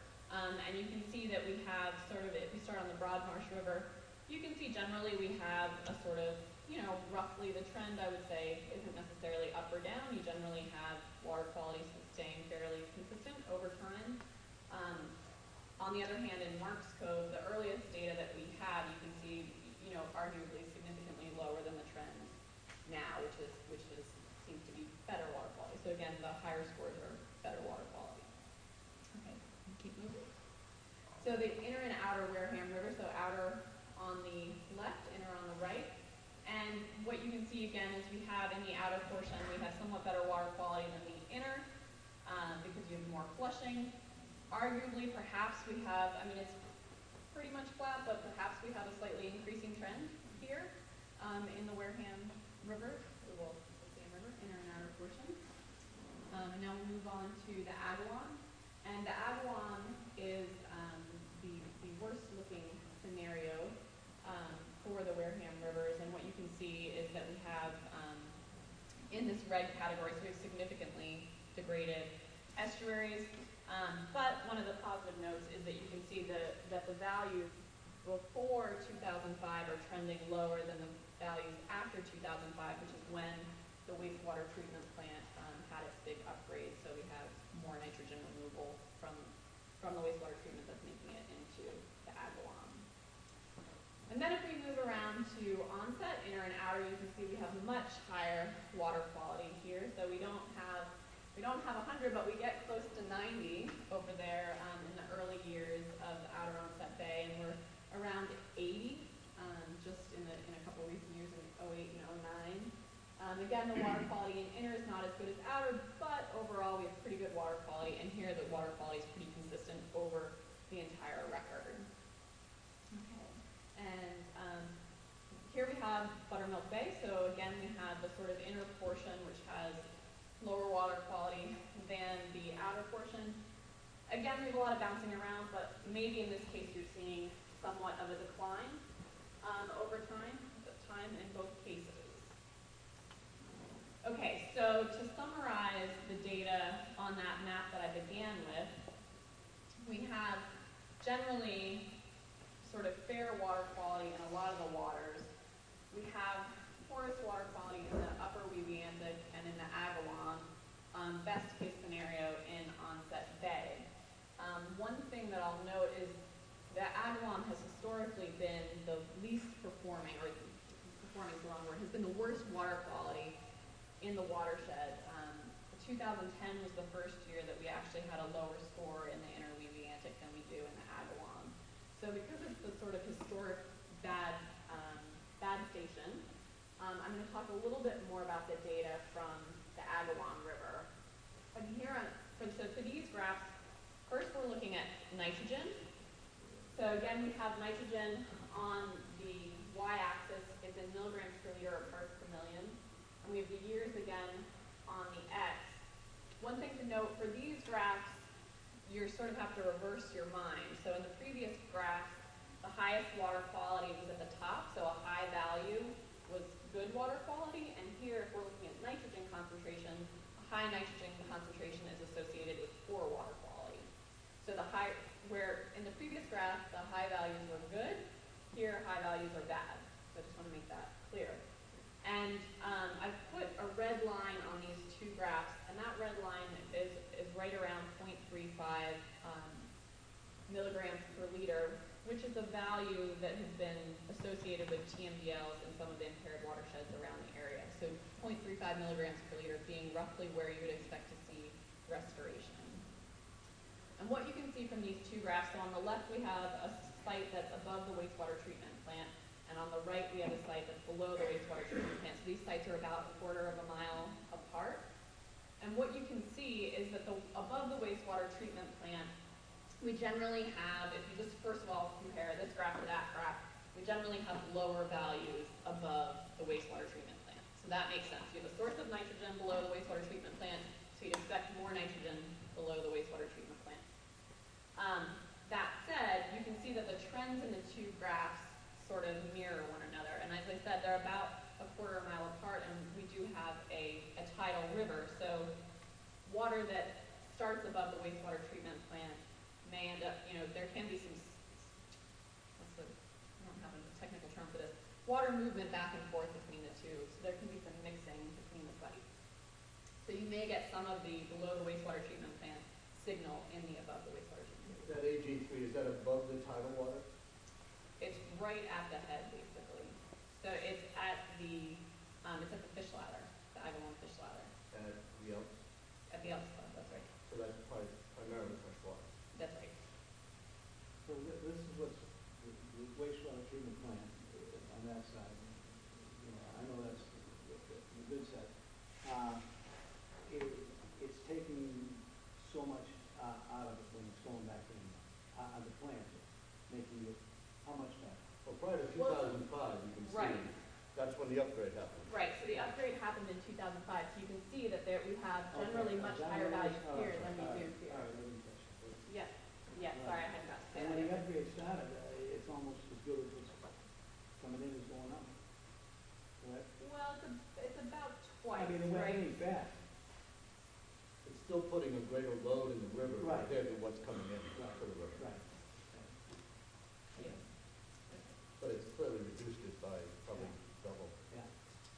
Right, so you, I mean, you can definitely, you can see visually the difference, you know, sort of in 2005, once the plant Yeah. is operational, you can see that drop in nitrogen, and you can see it in both cases. And the parts per million that's going in, is that what the point, The discharge from the Agawam, do we know what the values are? The value of wastewater treatment plant. Yeah. Its permit limit is 4, but it generally performs under 3 parts per million. But only for certain times of the year. Right, it's a seasonal permit limit, I believe it's from April to October. And above the plant, in '05, for example, it looks like it's, say, 3.5-ish. And then still, coming out of the plant, you're at near 0.75 or so. In Yes, '05. in 05. So the plant is still at that 3+, you know, continuing to discharge that amount of nitrogen, which is clearly what the problem was prior to 2005 for a couple of decades, probably. And so then I'll show one other indicator for the Agawam River, and so this indicator, it's algal pigments, so it's chlorophyll and phaeophytin. And so algal pigments, they're what makes algae green. And we use their pigment concentration is relatively easy to measure, and we use it as a proxy for biomass. So when we're talking about pigment concentration, but essentially we're also talking about algae concentration in the water. And so again, so that's the y-axis in micrograms per liter or parts per billion. And we have again time on the x-axis. And here what I've done, I've put a line at 3 micrograms per liter, which is it's what the coalition considers an Bay Health Index to be a restored estuary. So a healthy estuary, a score of 100, you would expect 3 micrograms per liter of chlorophyll. And that assumption is based on what? Well, it's an assumption. It's an assumption. So we have to pick a number. But if you measure natural coastal waters around New England, waters that are generally considered healthy, you would expect a chlorophyll concentration of 3 micrograms per liter or less. So it's not like 35 or 65. It's not a magic. Like you said, it's an assumption. And what you can see here is that above the wastewater treatment plant, we have years where we have a couple spikes, but generally we have relatively low concentrations, although they're always over this or right at the 3 micrograms per liter value. Below the wastewater treatment plant, we have significantly higher concentrations of algae, although you can see again this sort of shift in 2005. Once the plant is online, we have less nitrogen, we get less algae. And that's the idea. Algae they respond to the nitrogen in the estuary. So, and they're, a big marker of eutrophication. When you get the green waters, that's where your problems start, because once you get these high amounts of algae, when they die, you have bacteria that consume them and decrease the oxygen, and that's where we have a lot of the effects. Can you keep footnotes with your annual testing as to weather conditions throughout the year, or at least during your test period? For example, 2004 on just about every graph you've shown has an abnormal spike to it. Can you attribute that to anything specific? With weather conditions or rain? Yeah, we do look at rainfall and all these things. No, do you have footnotes though with all of this data? So if I asked you, Rachel, why in 2004 on every one of these graphs are all the numbers spiked? Can you say because we had an abnormal rainfall that year? I would expect that is the reason for these graphs. Tony Williams is our director of monitoring programs, and he has the numbers for all. Okay. So yeah, we could. So it's available. Yes. Yes. So that is the data that I was going to go through today, and I'll just end with a few conclusions. So the Baywatcher data, the value in it is capturing changes in the embayment health over time, and you see the variation from year to year, and that's why it's really important to have a long-term data set. And it's really, sort of now, 20 years into it, that the value in our data is greater and greater, because you can really compare and see what's happened over time. You can see, from the difference between before 2005 and after 2005, the And we're committed to continuing this monitoring in the long term. It's one of the major thrusts of the coalition, and we're gonna keep doing it until we completely run out of money, but we do our best to make sure we have the money every year. And I guess the last thing is just to say that we see there's still problems in Wareham's rivers, or Wareham's waters, with respect to water quality. We can see that when the plant is upgraded, when steps are taken to improve water quality, we can see that, but there's still a way to go before we have. Should you put like a but after that? Your data shows that the Louisiana and Wareham River system is still in part, but heading in the right direction or something like that? Well, I mean, really, it sounds pretty bad with that. I mean, what we're seeing, it looks like it's getting positive. To what in degree? some cases, in the Weweantic, although that's the first time, I mean, where the wastewater treatment plant went in, definitely things are looking better. Yeah. Absolutely. They're still not restored, but they're looking better. Yeah. I completely agree with you there. But for instance, in the Weweantic, that score is actually dropping in the Well, inner Weweantic. I think we can safely say that we'll see improvement now that Rose Point, Louisiana Shores, Briarwood, and everything within that embayment are now on municipal sewer. We would expect the more sewering that comes in, the Right. more we would expect to see improvements. As And long as that load isn't adversely affecting the Wareham River or the Agawam. that's right. That's right. That we Yeah. can continue to produce nitrogen levels at 3 or better. That's important. Yes. Is there any data newer than 2010? So we're still finalizing those numbers. So the 2011 data we should have up on our website in the next couple months. So it'll definitely be up before the new sampling season starts. So it's safe to say that we could expect a big improvement since we've been sewering things for the last few years. Well, the data that I've seen so far, it's not a big, so we have some draft data. Tony wouldn't let me bring it because he's like, it's not ready yet, it's not finalized. But from what the data that he did have, he looked at a couple numbers and it's, it's still in the sort of area bouncing around. So we're not seeing a dramatic increase in water quality. Is any of the information, excuse me, Yeah, go ahead. sorry about that. Does any of the information on these graphs reflect anything that's in the MEP report? Was any of this information used for that report? Every year we provide all of our data to the MEP. So they have this data to use for their models, to check their models and to see, what's happening with the MEP report. The MEP report, as Corin has said to you many times, is the most valuable thing you can have in terms of making decisions about what to do with coastal water quality. The data that we have is essentially a thermometer. It tells you, if the water is good, the water is bad. It doesn't tell you why the water is bad, and it doesn't tell you if it's getting better or not, except trying to look at a trend, right? But the data we have is a reflection of the year that it was collected. It's not a projection of the future. I have one more question, Mr. Chairman. So when we heard that the MEP, some of the results in the MEP report is flawed, it has nothing to do with these results. No, that's right. I Yeah. think the flaw was more towards assumed land uses. Right, and the relocation of the watersheds or something like that. Delineation. Delineation of watersheds. Correct? USGS changed the watershed delineation in the upper part of the Wareham River in 2007, and that required the MEP to go back and, because they wanted to make sure they were capturing the appropriate land use within that watershed.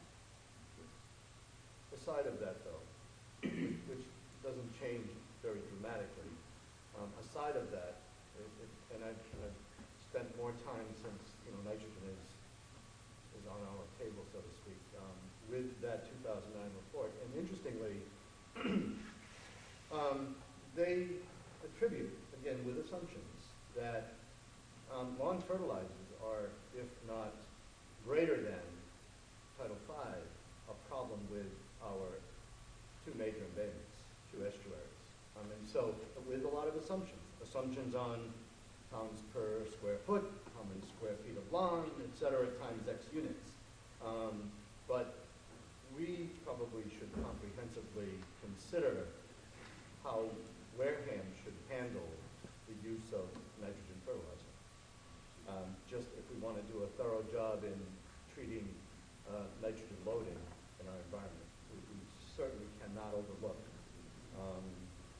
fact, even greater than, as the record shows, and I don't know where the data came from, I think there are some assumptions still made, even greater than the cranberry industry.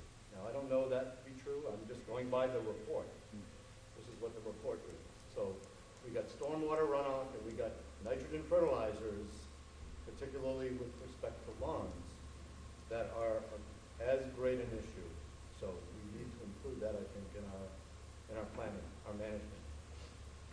Yeah, it certainly would be a less expensive alternative to the regulation you're working on. Well, now. I think it has to be comprehensive that way.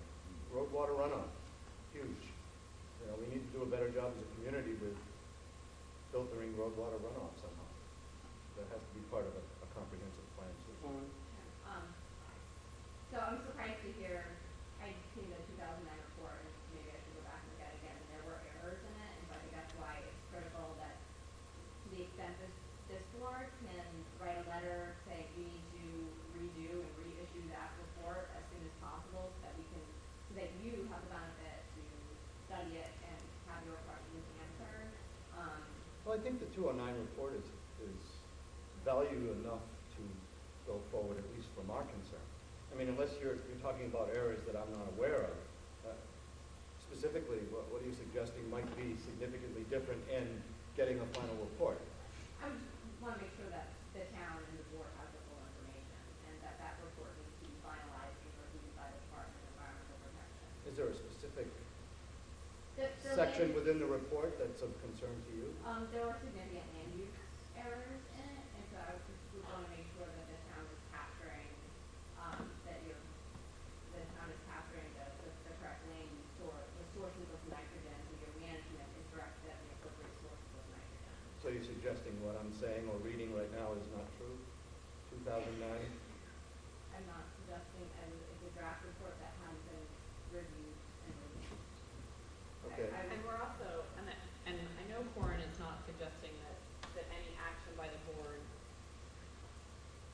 there's nothing no errors in the report are significant enough to suggest that it's going to come out and say Wareham waters are fine, don't need to do Oh, anything I with respect to realize nitrogen. that. Right, I don't think anybody's saying that. Well, after an area gets sewered, the results are still gonna change. How soon does all of the houses have to connect to it? Is there a set time? Because they may not all be hooked into it yet in some of these areas, so the results should continue. The timeline is 1 year. We're 1 supposed year? to tie in, once the town says, throw the switch, Yeah, and- start the flow, then everybody's got a year to tie in. And who's some the record areas right keeper? now. Are you the record keeper of that? Well, I don't know. No, I think it's the I'm not. sewers. Sewer commissioners, Oh, not the board of geez. selectmen. Yeah. Right. I think Well, right now, maybe today, we should ask that. in fact, Poplar Beach was the deadline. So you're saying the selectmen are keeping up to date on who's hooking in and who's not? Oh, the sewer treatment plant has that. Superintendent. Right. He does. That's all, yeah. How far into the water do you take the test when you go out? It depends, actually, I think if you put one more on the map again. Yeah. So, I mean, these dots are, it's a graphic, it's not a perfect map, but you can see some of them are from the water, so we have our baykeeper boat that goes out and does some of the measurements. Some of them you can see are right on the shoreline, so they're from a dock or a bridge. So it depends on the site. Okay, second question, you don't test in the wintertime, We don't.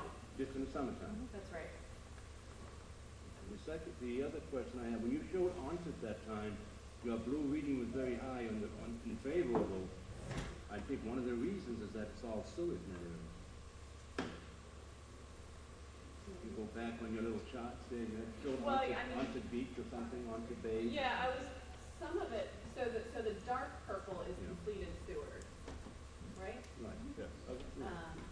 So there is a significant portion of onset that's sewered. I mean, you also have significant flushing here from Buzzards Bay, but you do have a good portion there sewered. I think that goes with Bob's point, though. If it's significantly sewer, you still got problems, and it's gotta be the runoff. Understand in Onset Bay, you've got a major golf course, there's one issue. Yeah. Okay, that's nitrogen fertilizer. over in the Weevianic, we've only just, in the last 2 years, Seward Rose Point, Weevianic, and Briarwood Beach. And it's gonna be, I mean, that ground has been saturated for decades. Line there, the watershed, Yep. so that all the water goes watershed is distributed to the active major. So septic, and facilities, well beyond the shoreline, are also contributing nitrogen all the way down through. Unless they get eaten up, but there's, a certain amount of, degradation that will occur in the watershed depending upon the aerobic and the anaerobic conditions in that watershed. Where it goes through itself. You have to consider that entire blue area, those blue lines, are contributing to that watershed.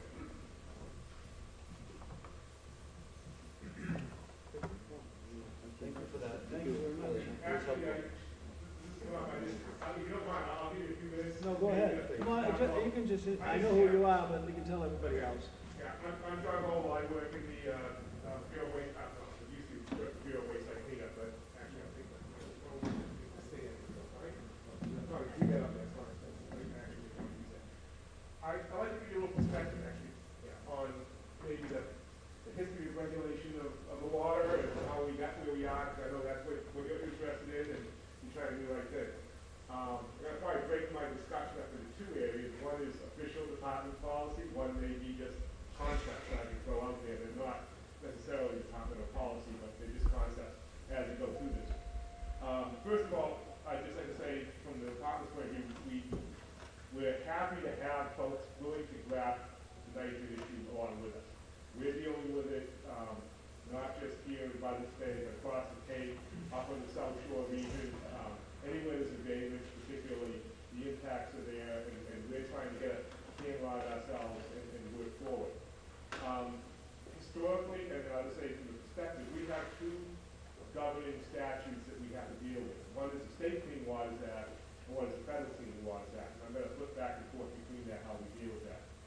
The DEP, at least, it has the groundwater issues. We permit the groundwater, similar to Title V, whereas the federal government has not delegated these permitting to us. Therefore, we work with the State Clean Water Act and the Federal Clean Water Act to deal with the open water discharges, similar to the wastewater treatment plant. Historically, the groundwater, the State Clean Water Statute deals with groundwater, and the federal does not. Historically, we have dealt with that, and we have to keep up with what groundwater, surface water, and groundwater quality standards. And historically, in the groundwater discharge permits, that is to keep the groundwater useful as a source of drinking water. So when we've been permitting groundwater, we've been setting nitrogen limits at 10 milligrams per liter, because that is the drinking water standard for nitrogen, and that's what we've been used as the standard to keep the water clean. We didn't know how much the groundwater affected the surface waters. I would say, in the past, I know in the 1960s, they thought it was impossible to contaminate the groundwater. In Superfund, which programs I used to work in, the waste site cleanup program, the Superfund type programs, developed in the 70s because people found out, gee, we are contaminating groundwater and the surface water through contamination of landfills and things like that. So as we process through there, the Federal Clean Water Act also requires us to identify impaired waters. That was a 303D list, and we have to every 2 years identify those waterways. And we do send a list to the federal government. One way we, through policy, have governed that now, we have been trying to, with groundwater discharge permits, when they discharge into an impaired watershed. In other words, some of these watersheds are impaired to the blue line areas. We have set up a no net nitrogen, as you folks were discussing earlier, discharge limit.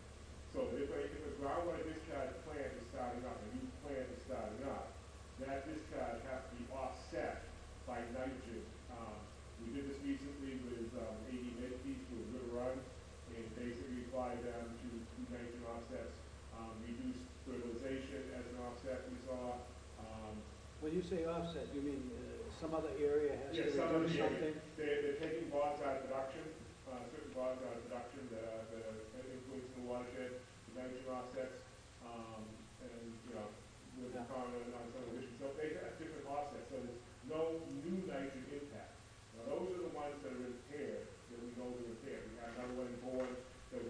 offsets where they hooked up, or they will be hooking up other facilities to the plant, so therefore, in other words, rather than putting in like 40 milligrams per liter of nitrogen, into the groundwater, they'll be putting in a lot less in the treatment stand, so they're offsetting that. How do you determine what the offset amount is? You know, for instance, you say they take a cranberry bog out. Well, there's certain numbers, I mean, it is, Go ahead. it is a lot of smoke and mirrors, I'll just say, and I say it's a lot of smoke, but it's best estimates that we have. Yeah. We have an idea how much nitrogen impact that cranberry bog has per acre. We have, you know, ideas how much each septic system puts in there. It's the best estimates we have. Just like I said, it's an evolving science.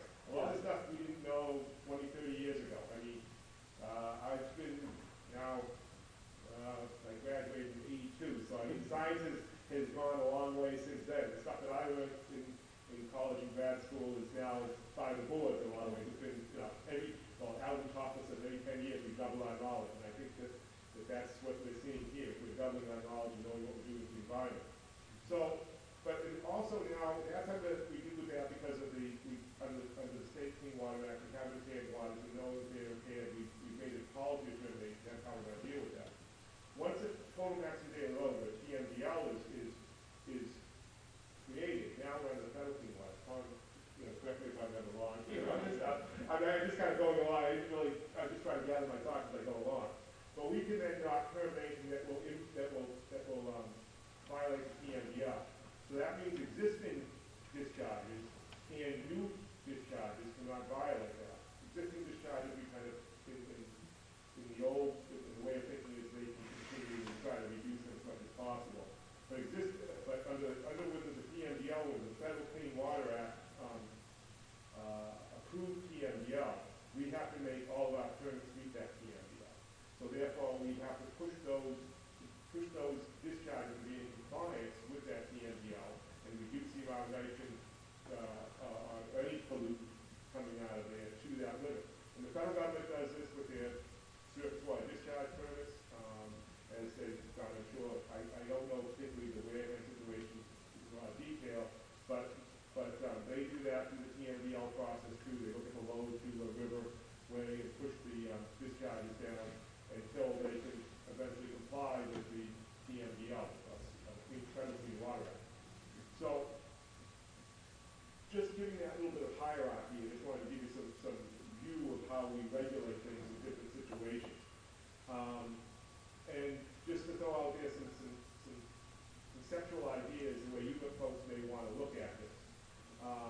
Obviously, you know, you see that Onset Bay and ensuring that area there is helpful to the health of Onset Bay, but other impacts within Onset Bay, that blue line, are also impacting the waters of Onset Bay that goes in there. So, to have to look at, that's the way we look at things through the watershed approach. So if you have waters that are impaired, you may want to set off districts within the town that are impaired waters and decide those are areas that you want to put nitrogen-reducing systems in there. You know, the other areas you may not want to put nitrogen-reducing systems if they're not listed as a 303D impaired water. I mean, that's a technical way to look at it of why why you are regulating certain areas and why you're not, and it's consistent with the Clean Water Act. It's not to say that it's always going to be that way, because if you have growth in an unimpaired area, that's going to possibly create in the future an impaired water. But that's a technical way that you can justify why you're doing certain things based upon Clean Water Act, not necessarily sanitary reasons of septic bubbling up out of the ground, and, you know, health issues, big health issues. So that's one concept you may want to look at. Now, again, similarly, we look at things that we may want to look at any additional growth in those nitrogen impacted areas. That's going to be, in essence, increasing the bleeding of those areas. So those new impacts are going to be the ones that are going to they're not going to increase, they're going to decrease the water quality. They're actually going to impair the water even more. So again, I understand where you're going. This is where I'm getting away from being DEP. Excuse me, these are just concepts I'm throwing out there to think about. These are not definitely outlined by DEP or approved by DEP, but just conceptual ideas. So because those areas are increasing the bleeding, you may want to limit the nitrogen on the new construction. And I can understand that, because that's just making the bad situation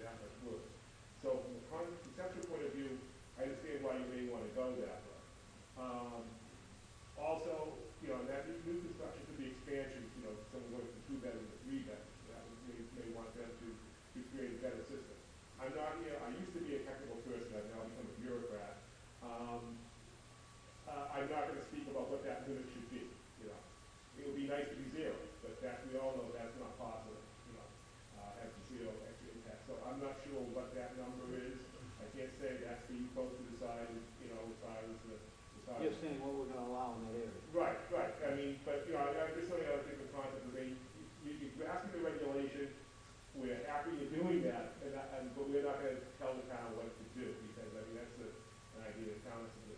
And I know that the concept has been thrown around that any repairs have to be, you know, the upgraded systems to be nitrogen removal.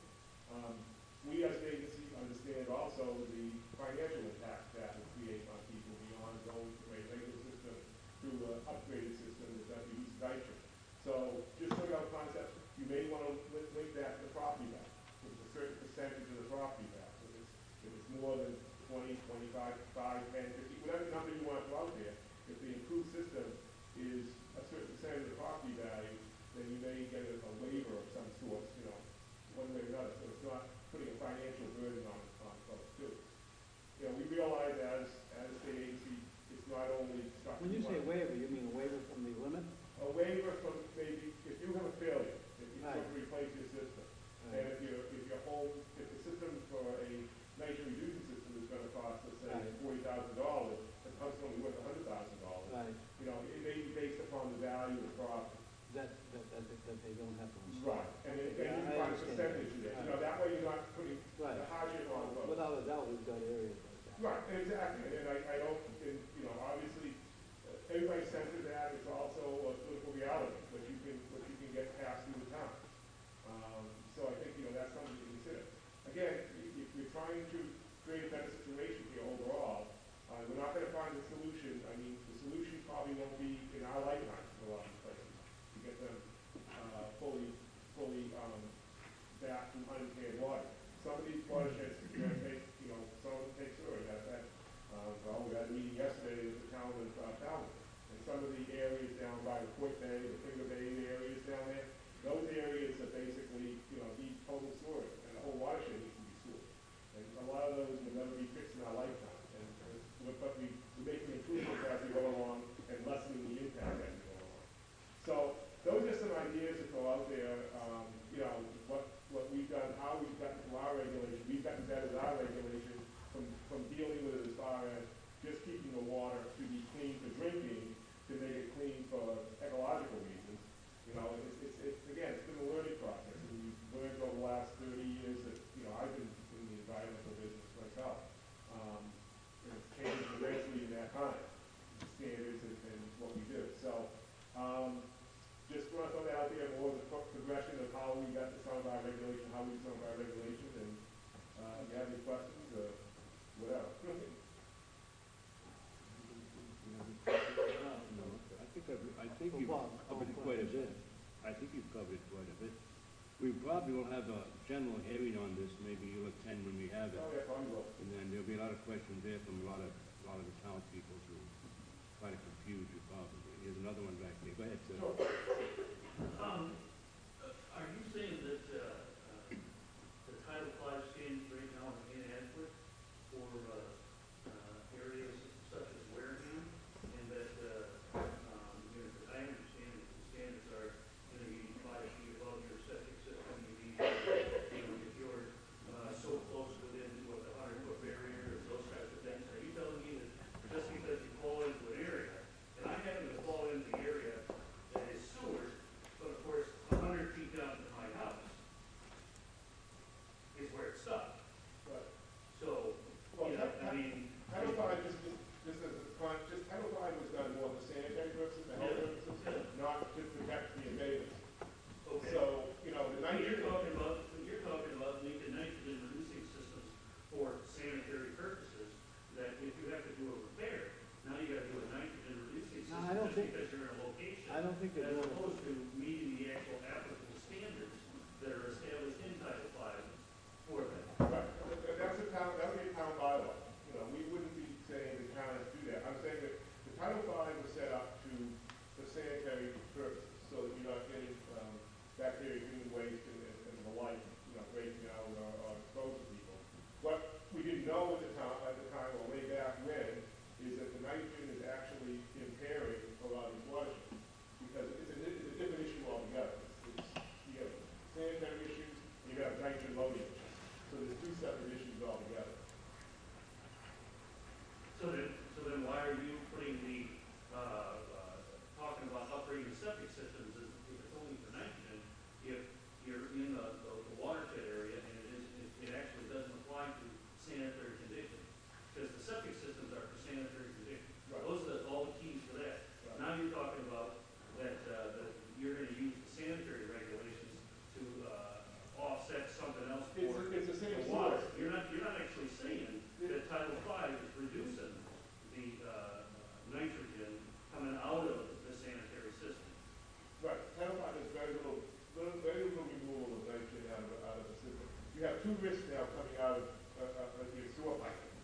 the risk of human health, Mm-hmm. and then you have the risk of nitrogen.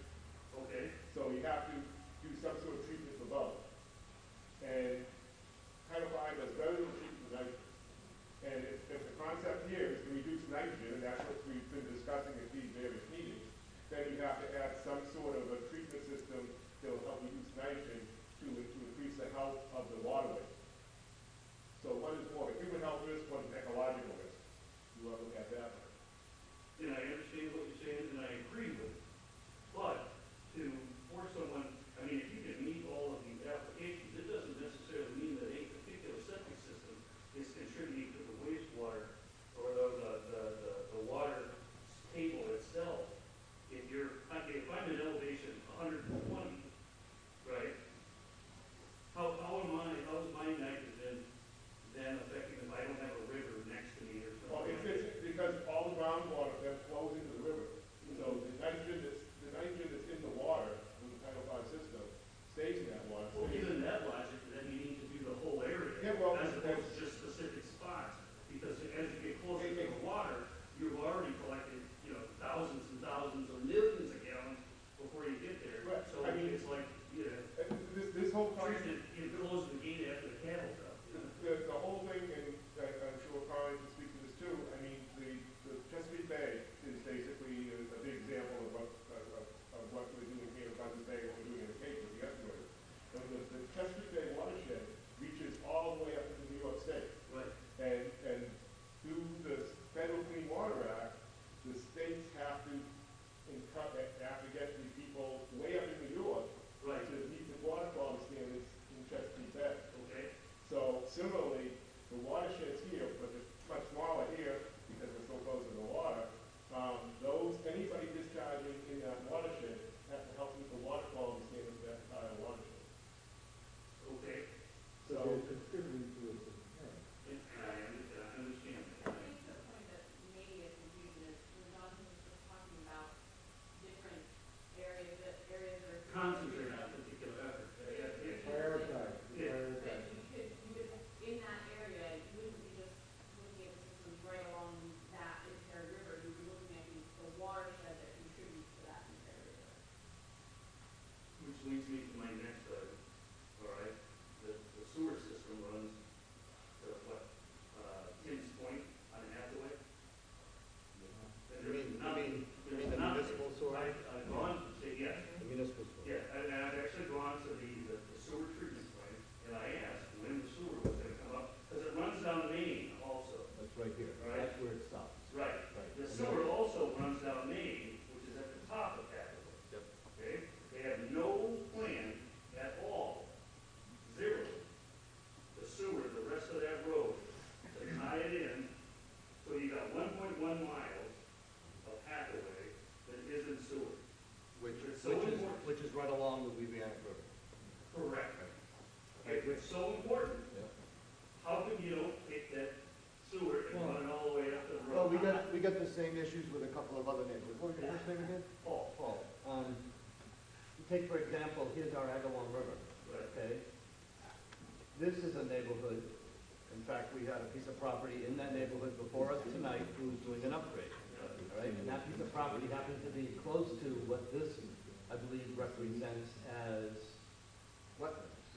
Okay. And they're going in, and they probably have a cesspool that wasn't clearly identified on the plan, but they directly abut, the wetlands directly abut that Agawam River. So, should that piece of property be forced, all right, by a new nitrogen regulation standard to put in a nitrogen-reducing system in the ground to meet a standard of whatever the number? Should it be 19?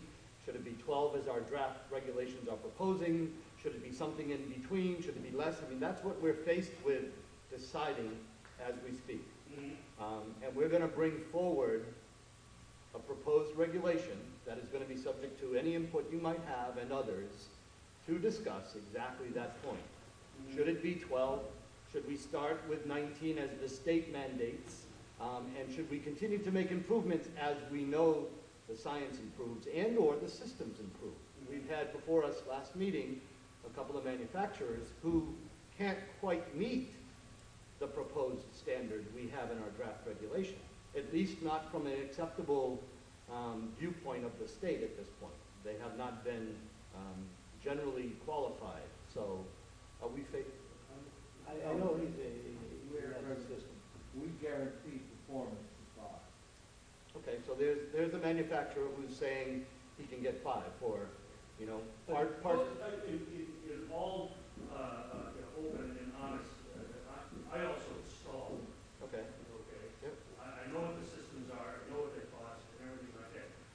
And I'm trying to, myself, become an expert in the science of this, that, if I'm 40 feet above the water table, all right, and then we're talking about, I can't seem to get the magic number that if I'm at 5 foot above the water table, I put in 10 parts per million. If I'm at 40, I put in 2. Nobody can tell me. There's no relationship, that's why you can't find a number. No, Well, then that's, the relationship is solely as to what happens through that effluent from the drain field before it gets to the river. If it goes through zones where there's carbon and anaerobic conditions develop, then it will be nitrified. So certain places are good and certain places are not so good. And that's the scientific answer. well, the systems that I see, if you're talking about carbon or even like the rock systems or things like that, almost all of them, the fast systems and stuff, all of them I see, all it does is introduce oxygen in, and then they recirculate. We're different. And, with all due humility, pretty well respect the national expert on these issues. So, be happy to go through this if understanding the science and engineering of these things was of interest to the. Oh, no, I wasn't, saying that I need to find out where I can find those answers. If you leave me a name, I'll be happy to direct you to the proper reference. Okay. And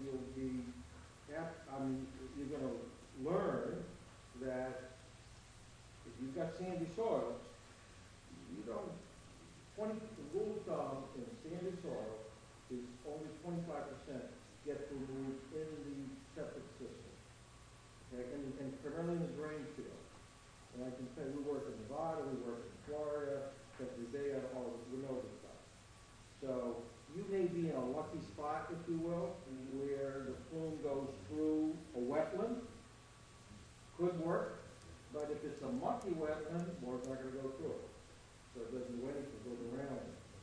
So if it's a forest wetland, you get good denitrification. So scientifically, you would want to have those areas mapped as to their natural attenuation capability, is the term that's used in the industry. And then you would use that to then determine the proper level of removal from the individual system. And that should be the criteria that the board of health should adopt as the basis for what needs to be done. Okay? So that's the proper scientific. Just as a FYI, I wrote water quality models that are used with PMBL determinations by EPA as of this day. So I understand. Well, my point is, if it's that significant in that particular region, how come there isn't a plan to sewer the rest of the? Well, I think I could tell you that, we have sewer commissioners supposedly. Yeah. The selectmen, it's too much for them. It's usually money. You're right, and we've been asking to have. But you sewered 2/3 of it. I understand that. I understand that.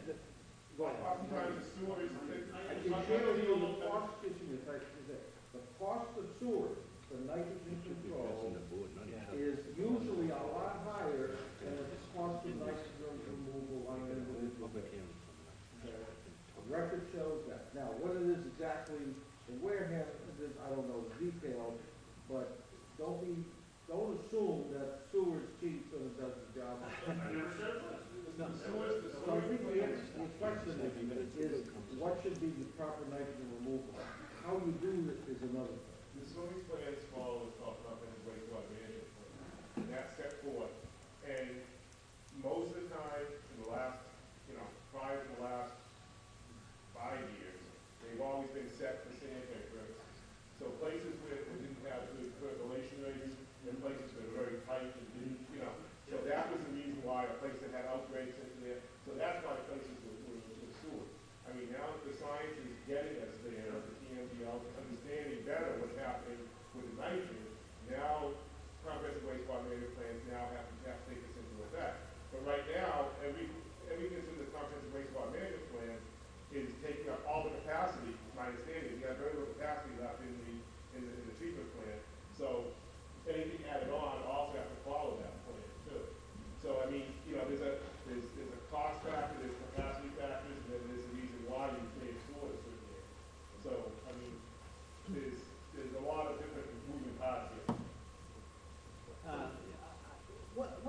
the systems that, I know you have? Nitrix system. Nitrix?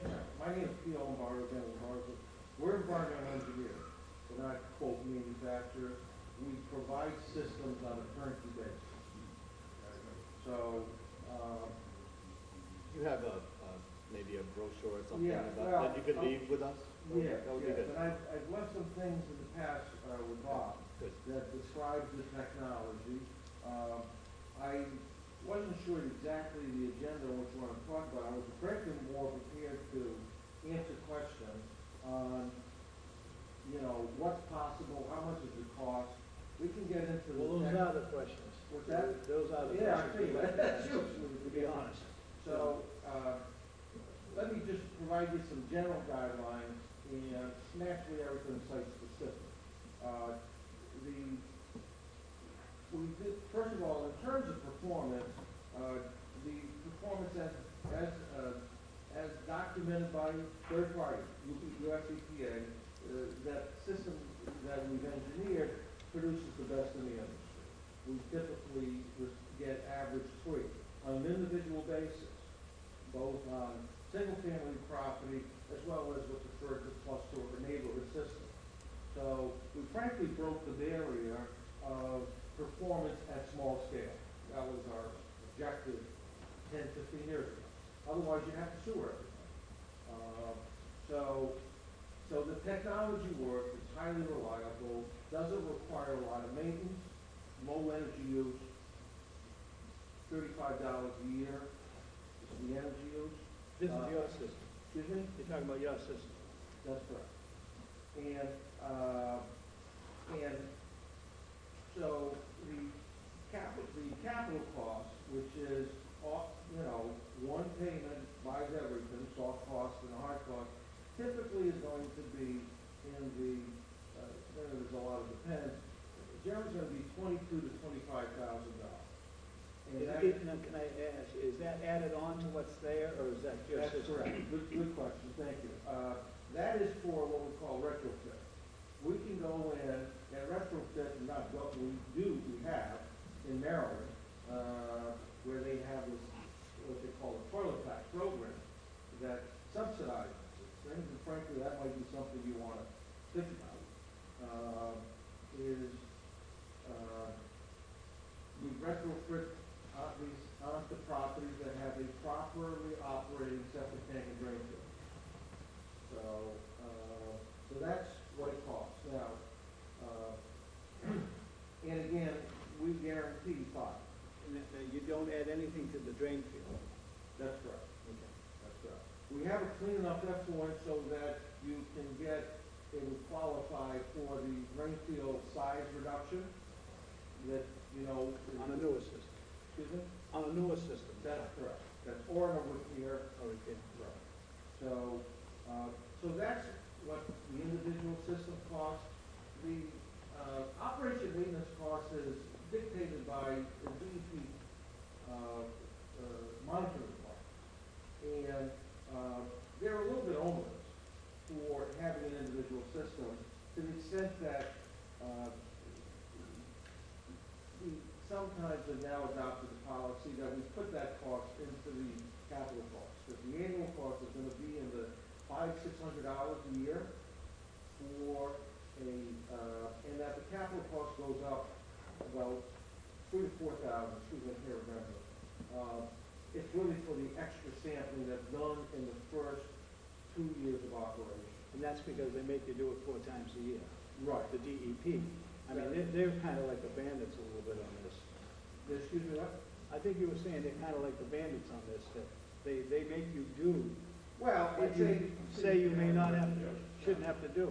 But it's Well, a testing program at this Yeah, point in time. well, why- You know, I won't disagree with it if you look at it from a one-off basis, but what we would suggest is if you look at it from a community basis, and if you say we're going to use this policy in this area, that there's statistical ways of reducing those things, and there's other techniques. Now, in my opinion and our experience is that the smartest, most cost-effective technique is to group a number of houses together, and what we feel the smallest number to get the sweet spot is having 8 houses onto one treatment system. And then, in So it's about flow. that, well, it's not only the flow, what's the key issue is when you do 8 systems, you're sampling in one location. When you've got 8 individuals, you gotta sample 8. And you gotta pay that lab cost. It's 8 times as much. And most of the money goes, not most, but a good chunk of the money goes to the lab. Okay? So that's, and then there's other reasons, but that's a big one. Where is your system at with the state of Massachusetts right now? It's in the provisional, qualification. Okay. And I'm sure Is you that the, appreciate it. excuse me, I don't mean to interrupt, but provisional, is it for what parts per million though? No, it's not, it's been 19. Oh, The state of 19. Massachusetts Yeah, does okay. not classify, at this time, anybody under 19. Now, I will tell you, in November, we were approved in Suffolk County, New York, to, regarding their standard of 10. So they have got certified, they've approved our use, and every system there has to achieve 10. And that we went through a rigorous, third-party review, et cetera. So it's encouraging, it sounds to me like you're working towards getting the state of Massachusetts to acknowledge your better system. Well, the requirement that needs to be met is one has to have at least 50 systems installed that collect data in accordance with their protocol. Okay. Are you saying that the DEP will accept what you got out there, the samplings you got, you hand them to them and you could have it No. changed? They gotta put 50 systems in the ground and they gotta be Monitored. piloted and then. Then they certify. Okay, all right. After we get the 50, like. So you still have to go through the piloting process with the. Well, we've been through piloting, we're now in provisional. In Massachusetts, That's correct. but only for 19 parts a million. Well, again, they don't do anything, you can't get anything out. I understand that, right? So So, until, I'm just saying, if, we're very confident that if the town of Wareham was interested, we could put this together and achieve. Four. Yeah, and please remember, we're guaranteeing performance, and we're personally liable if they don't achieve those, so it's a serious. The only reason why you have to do 4 years, because the DEP mandates that? Is that the correct? monitoring. The monitoring? Well, they demand that, as I recall, the details, it's 4 per year for the first, I think, 2 years, and then it goes to twice a year. So why couldn't they drop that? Do you feel that that's necessary to do 4?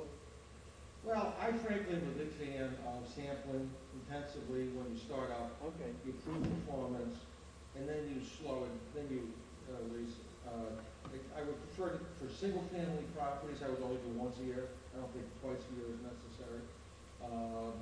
And our systems have a history of performance that's very stable. It's not like the activated sludge plants, the FAST, Yeah. and those are our professionals. We don't think they're reliable. They shouldn't be used for nitrogen removal on individual properties.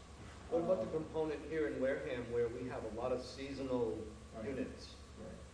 How do you foresee those interruptions in flow affecting your standard, your? No, good, we get that asked a lot. First of all, there's 2 of our systems that were installed by, chosen and installed by the University of Rhode Island that were on properties out there, South County, Charlestown, that were used, the summer months. The treatment processes are highly reliable and they're resilient to variations in flow. I can get into the technical reasons is, remember, we got a septic tank. The septic tank buffers the system, okay? We also have a nitrification system. The bacteria are on the medium, so they, quote, wake up fast. And the systems also, they don't shut off. So it's continually keeping it wet, if you will, and with some, quote, food for the bacteria. So they're not going to dry out and if you will, go away, and then all of a sudden, shock loading, and by the time it stabilizes, people go. They stay going without anything being added into it, is what you're saying? Is that because you're introducing water? The pump circulates the water Whatever's through it there. so many minutes a day, regardless of anybody's there or not. So the flow Unless the water's so low that it flow won't won't stop. So it keeps the system alive, if you will. So there's where it has that ability to swing back into action Yeah. or subside. That's the reason for it. Okay? Also, the bacteria are attached to media, so not like inactivated sludge systems that keeps them suspended, and if there's no food, they die. So. The media, do you use plastic, or do you, what do you use for the Well, media? we use, frankly, a variety of techniques. Our system, frankly, we've partnered, there's two components. There's a nitrox filter, which is the second piece, and then there's the nitrification system. And our typical ones we use are the Advantex, we'll use the Septitech, we'll use the Waterloo biofilter. Anything that, we refer to anything that's a recirculating media filter. Okay? And and we've used every one on the market. We use peat systems, we do sand. I've engineered sand, I hate them. Over 150 sand filters for individual properties in the Catskill. We repaired 200 systems for the town in the Catskill, New York, and there's no soil. So we had to bring in repair. Let me ask you a question. You're saying eight's a sweet spot. What's the difference between the cost of the system that you're gonna put in for the 8 houses as compared to 8 individuals? I think you're looking probably, Right. round numbers, it's gonna be, let's say the individual ones where we capitalize some of the extra sampling, it's gonna be probably the 28,000. Now, and for the 8, it'll probably be under 20. Yeah, so you're Per talking 160. And then the key thing is the annual O&M goes down. Pardon? The annual cost Yeah, goes right, down. that cost, I mean, that's a good point for developers. But now you've got 8 units, all needing to share some interest in those systems. Right. Basically condominium, if you will. Understood. And then you send the clean water back to their grandkids. Right. So now the challenging way to put it, now a new development, it's a little easier because you put it in a shared location. When we've retrofitted properties, we've done 2s and 4s, but the 2s are easy because you put it right on the property line. It's half on yours and half on mine. Obviously, it gets a little dicey when you're working with different situations. Yeah, clearly new development is a lot easier to And then you got a little. manage than it is. Right. Understood. Uh, That's good information. I appreciate that. Right, now, and then the nice thing about the technique is that it's modular. So you can expand it so that you need, you don't have to build it all, you know. You can add on to it when something else goes on. Exactly, Like so, another 8 home goes when you retrofit it. exactly. So, and for a whole area, Yeah. you could plan it out and say, hey, this is the big picture, Yeah, but we're gonna put it here, you know, if you will, it's like a Lego set. yeah. You know, to some extent. And it saves you money, your cash flow demands are lower. So that is something that, you know, the town could facilitate through, if you will, sewage districts. You could establish that, so that's not an unreasonable, to me, it would make a lot of sense. And then you, as people, if you will, get triggered, then you could have their funds or their share go into a fund, and when you got enough money, then you build it. So that the first person doesn't pay an undue share. So there's a number of creative ways to do that, or, and frankly, I can tell you, you can get the private sector involved. Because anything that a municipality backs is bankable. So there's a number of creative ways to deal with it. The bottom line is that message I wanted to convey is that decentralized systems can work just as well as a centralized option for nitrogen management, and we guarantee that. And then it's a question really of economic optimization. And it's gonna be less expensive than sewer. I don't know the numbers for Wareham, but if there's no capacity at the treatment plant, you're gonna pay. Oh, yeah, we're looking at another treatment plant, which is gonna be You're gonna pay. tens of millions. I mean, per property, I doubt that I'd be shocked if it's under what you can do on a cluster basis. Yeah. Good, that's all. Especially if the drain fields are okay, and the septic tanks are okay, oh my God. Well, that's assuming, which is probably not fair to assume that all the systems are minimally a septic tank. I think we have a lot of systems in the ground in our community that are not, so, Sure, yeah. sure. So that's a totally different Well, then, you field know, altogether. then that adds, Well, that's you know, $2,000 to the cost. Well, that's what you want, when you hope a cluster system to Septic be tank's used. not too bad. They're never gonna be able to eat in some areas, you know. The big cost is always the drain field, Yeah. if you're in a tough site. If you gotta bring in fill, Yeah, what I've seen go through Wareham doesn't seem to be the problem. drain field's not the problem. Yeah, that's where it seems, and on the Cape So especially, you've got all the sand frankly, though, everywhere. that, it's not a hard situation to solve. Yeah. And, you know, where there's a will, and actually nothing's free. Well, not only that, the drain field's no problem, you could say you could live with it. You also said it can be smaller too, with your system. We can go down the lawn if we really want to. Yeah. We would suggest, the cluster approach, if nothing else, you put management of the system into somebody's hand beside the homeowner. Yeah. You want them professionally managed, and we provide that oversight, because we want to make sure they're done. Yeah, we're getting late. I don't know if anybody else in the audience wants to ask this gentleman, Joe? You got- I just want to be at the point, we're talking about having a huge septic system in place, we're talking a new development. What size septic tank do you need, for, like, it's based on the number of bedrooms, so we're not going to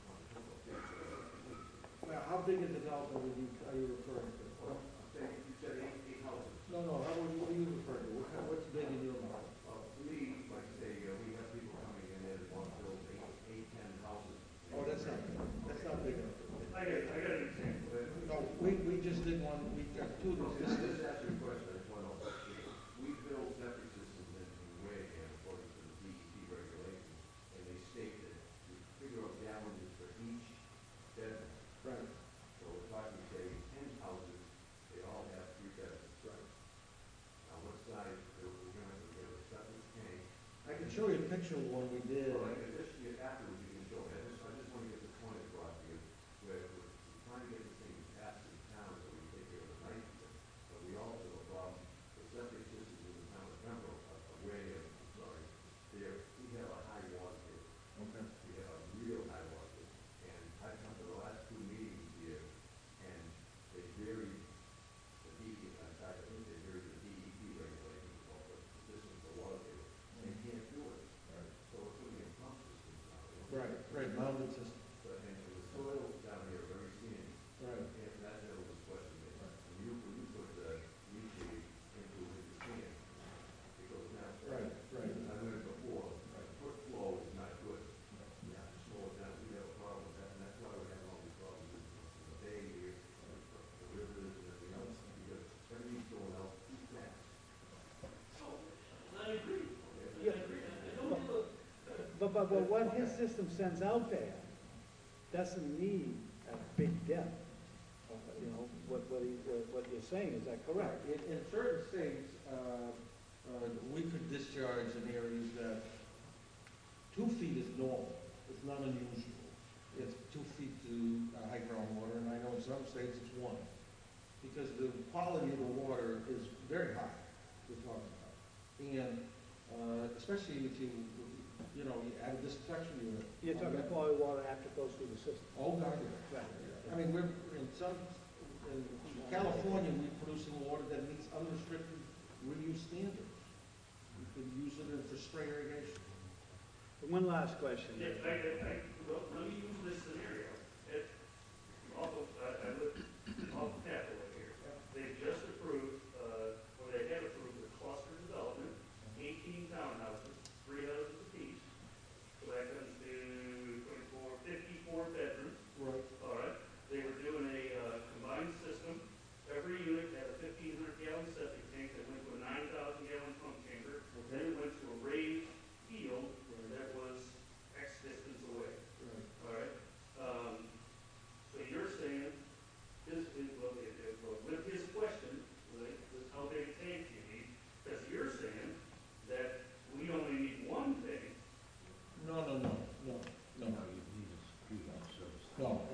I'm referring to situations, we typically, use systems where you keep a septic tank on the property, you just take the liquid to the pump. But it's the same But you setup. can do it both ways. It's the same setup. You take the septic system, then go to a Oh, yeah, another and then tank. it works out. The tanks are nothing. You treat them, and then you send it back to people with drain. Well, they don't have a drain field, that's what So I'm you saying. put in the new one. But I don't know, but the tanks are not, really, that's not the problem. You could probably 3 or 4 tanks. It's getting the nitrogen out. Right, right. You're testing the water going out of the tank.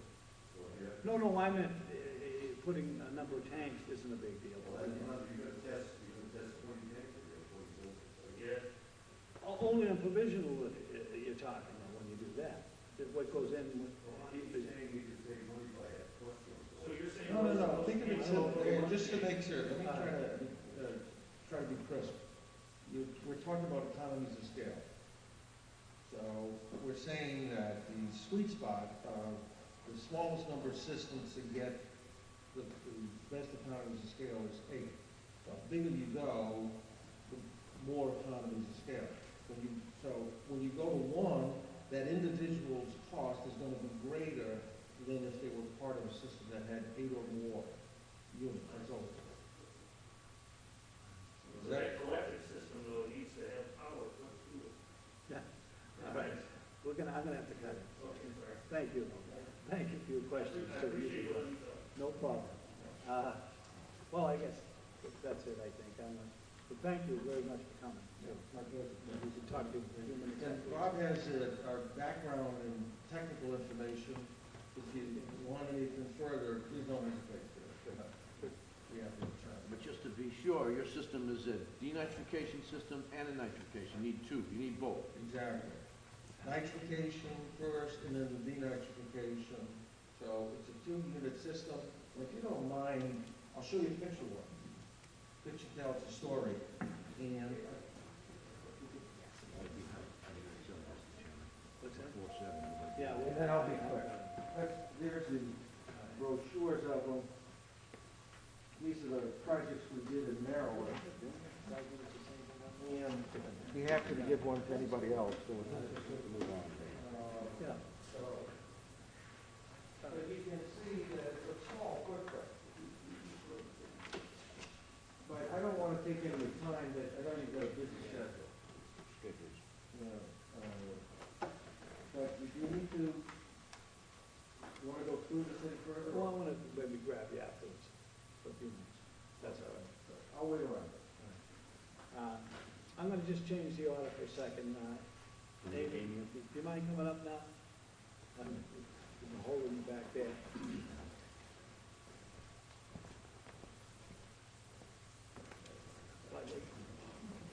Over here.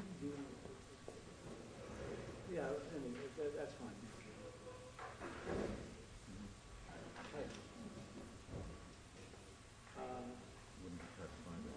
I see your last name? We got it? Okay. Amy's here for an interview to go on the Board of Health. Do we have any paperwork on it? I mean, is a nurse, a doctor? We have an application. We have an application on file. Anything for for any- Suzanne had to go get a letter from you, I think. I'm an internist here.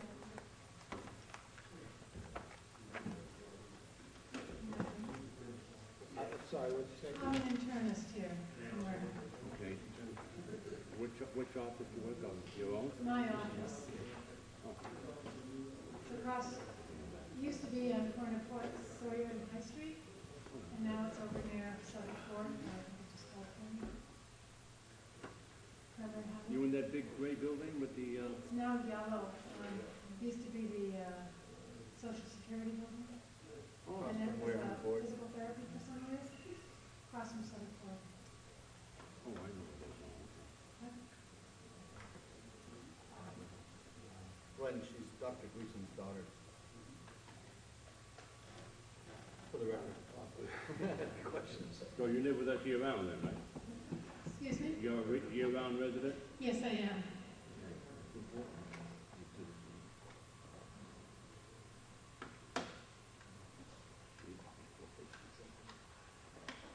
You're hoping to follow follow in Dad's footsteps? No. I'm happy to help out if I can. That would be great. I think that I've heard for many years that the individual would like to have a position on the board, and it probably does make some sense. Since it's the Board of Health, so maybe I can help in that way. I certainly don't have all the expertise in nitrogen pricing, but no, but problems with that, maybe meet up with it. That's the thing right now, but there's plenty of other things so that we could use your expertise on. Tattoos, probably. It's quite a science. I know you've been to the last couple of meetings, and we've talked about it at length, and I think we're all learning something all the time as well. You know, there's a lot of information that needs to be absorbed so that I think we're gonna become sort of the leader in the region with adopting regulations for management, so that'd be good.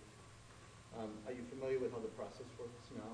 We conduct this sort of informal interview and then make a recommendation to the Board of Selectmen, who are effectively the appointing authority. So at some point, they will notify you to come in before then. I have that already set up Okay, good. So, next week. okay, good. So then, before then, so I would encourage the board if you're No, I think she'd be fitting good. Now, you're being appointed as, Mrs. Begeman, and is she being appointed as a member, as a voting member, or an alternate? On the side. we have an opening for each right now. Do you have a preference? Yeah, To be a full member or an associate member? I hadn't thought about it. Okay. Well, Well, you know, when you were contacted, were you contacted by the Board of Health? You came in on your own to apply? Yeah, I've been contacted for years to try and get me on board, but most recently I've been contacted, and initially there was only an opening for an associate membership, and that would be fine. But if there's a need in another spot, it's okay too. Either spot. We're really needed the most probably. I have no problem with either spot. The only problem is we need another full member, right? Yeah. We need another Well, it's pretty, to if either one of continue. us doesn't show up, Yeah, see, we don't have a meeting. we don't have a meeting, so we need a full-time member to continue, fighting politics with the Board of Health. So, I mean, we got Bob, my suggestion is to move Bob up, but that's. we have Bob, we have Joe, who's applied several times, we have you. Well, that's good. I mean, we can just make our recommendations to the selectmen. They run with it if they have something personal against whatever. Sometimes it happens. I hate to say it. Politics get into it. But anyhow, go ahead, Bob. I'd just like to say that since I've been on the board, we had Dr. Gleason on the board, who was just terrific. And so in my a little over 9 years here, we've had a lot of issues in preparing for infectious disease and outbreaks, and especially with the last flu we just went through. It's very important that whether they're an alternate or whether they're a full-time member, that is doctor on board. It's not required by the state, it's not required by law, but it is helpful. And in my preparedness through the Plymouth County Preparedness Coalition, the Homeland Security, the CDC, and the Department of Public Health are preparing us for something. They think that there's either going to be an outbreak of the bird flu or a bad outbreak of some flu, which usually happens every 30 years. So to have that expertise is invaluable, and that would be my recommendation. And thank you for applying. Yeah, I appreciate it. Good luck next week. Thank you very much. We've already done all the business. Okay, so the only thing left is new business. Got a report? Any report? No, not that I. We pretty much covered the bigger issues. Yes, I think so. You've agreed to send a letter to the Board of Selectmen Well, and the we do administration. something. Oh, yeah. Well, maybe myself, or Bob, maybe we can put it together and I'll let you take a look at it. I mean, you can be with us too, I don't have a problem with putting it together. But we'll put something together and we'll get it. No, I'll come in. We'll go over it, I'll go over it with you. All right. Under new business, again, I want to bring up the fact about all these houses that you're condemning. I believe it's a building inspector's responsibility, not the Board of Health.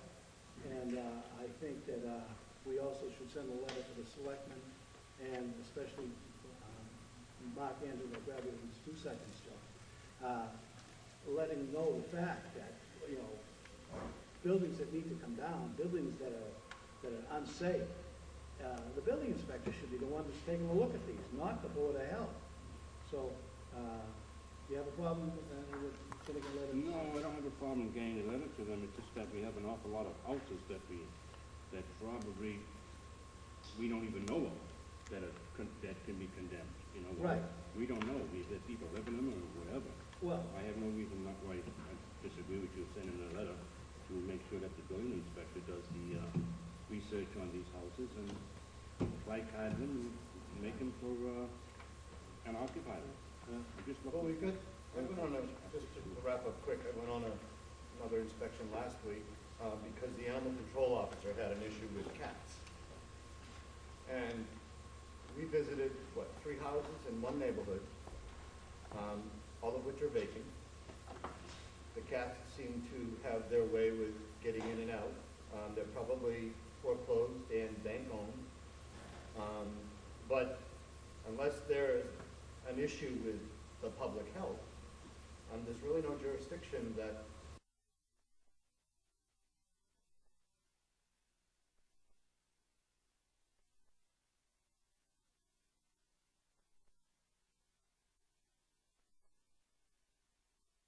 Bob has. I think the one and only reason we went was because the animal control officer suggested that there was a dead cat feces. Skeleton. And so that might fall under some jurisdiction. But otherwise, feral cats and or vacant homes doesn't quite fall under the jurisdiction of having to send out Bob Epier to do inspections. If the homes are secure. One of them had a backyard pool, it had water in it, but yet the backyard is fenced, it had a gate that latched, and so, other than that, they are building inspector issues, Yeah. not Board of Health issues. And I'll send a copy of where it says that in the state building code, where the responsibility is. Joe, go ahead. I just want to say to you, time, I submitted an article to the selectmen tonight. The same thing has to do with, the buildings there. Yeah. It was on the warrant last year, people voted it down. I put the same article back on the selectmen tonight. They're going to review the thing, and they'll appropriate money so we can get rid of all these, that buildings there. So I appreciate, you people thinking about it, but I also want to see what town meeting to support the article. I think it's great. Well, if you can identify where the money's coming from, that would be great. I appropriated $59,000. You're gonna donate it yourself? No, I'm asking for an appropriation. That's what they looked for last year. Right, so where's the money gonna come from? Well, they'll find it. They'll make it back when they sell the property, once they tear them down. Yeah. Anything else, Bob? Only that I have assisted the building inspector in the past, and it always has been building inspector. And if there's somebody living in the house, obviously it's my issue, and I have to go out there. And Glenn can attest to this because he's been with me. But for the make safe orders, it's always been the previous building inspector. There are issues. When we first took over 118 Sandwich Road, it was an order case, and that's a Board of Health issue. Since then, it's a pile of garbage. I can't argue with the state sanitary. I can't argue with the part of the code that says it's a harbor for insects and rodents. I haven't seen any out there, so at this point, it's on the ground and it's just a mess and it needs to be cleaned up, but I can't really go anywhere from there. We'll direct a letter to the town administrator, and I think I would like him to, if he's going to be having you do something, to direct it towards the Board of Health, not to you as an individual, because it should be coming through us. So that's what I would put in the letter also. Mr. Yeah, the selectmen has asked the Board of Health to attend their meeting next Tuesday. Can you tell us what it's about? You don't know? Okay. I I think that's issue, I saw the email, and I think it's something about sewer. They might have some questions for the Board of Health as it relates to sewer. I don't know what that would be, but. well, we haven't seen anything, so I guess you're on your own on that part. Unless you ask us to go, I'll gladly go. I don't know, anybody else got any questions? I'm gonna close the meeting. I'm gonna be, When's your date? on first of March, yeah. So you'll be here Tuesday then? It'll be the Tuesday. I have an appointment in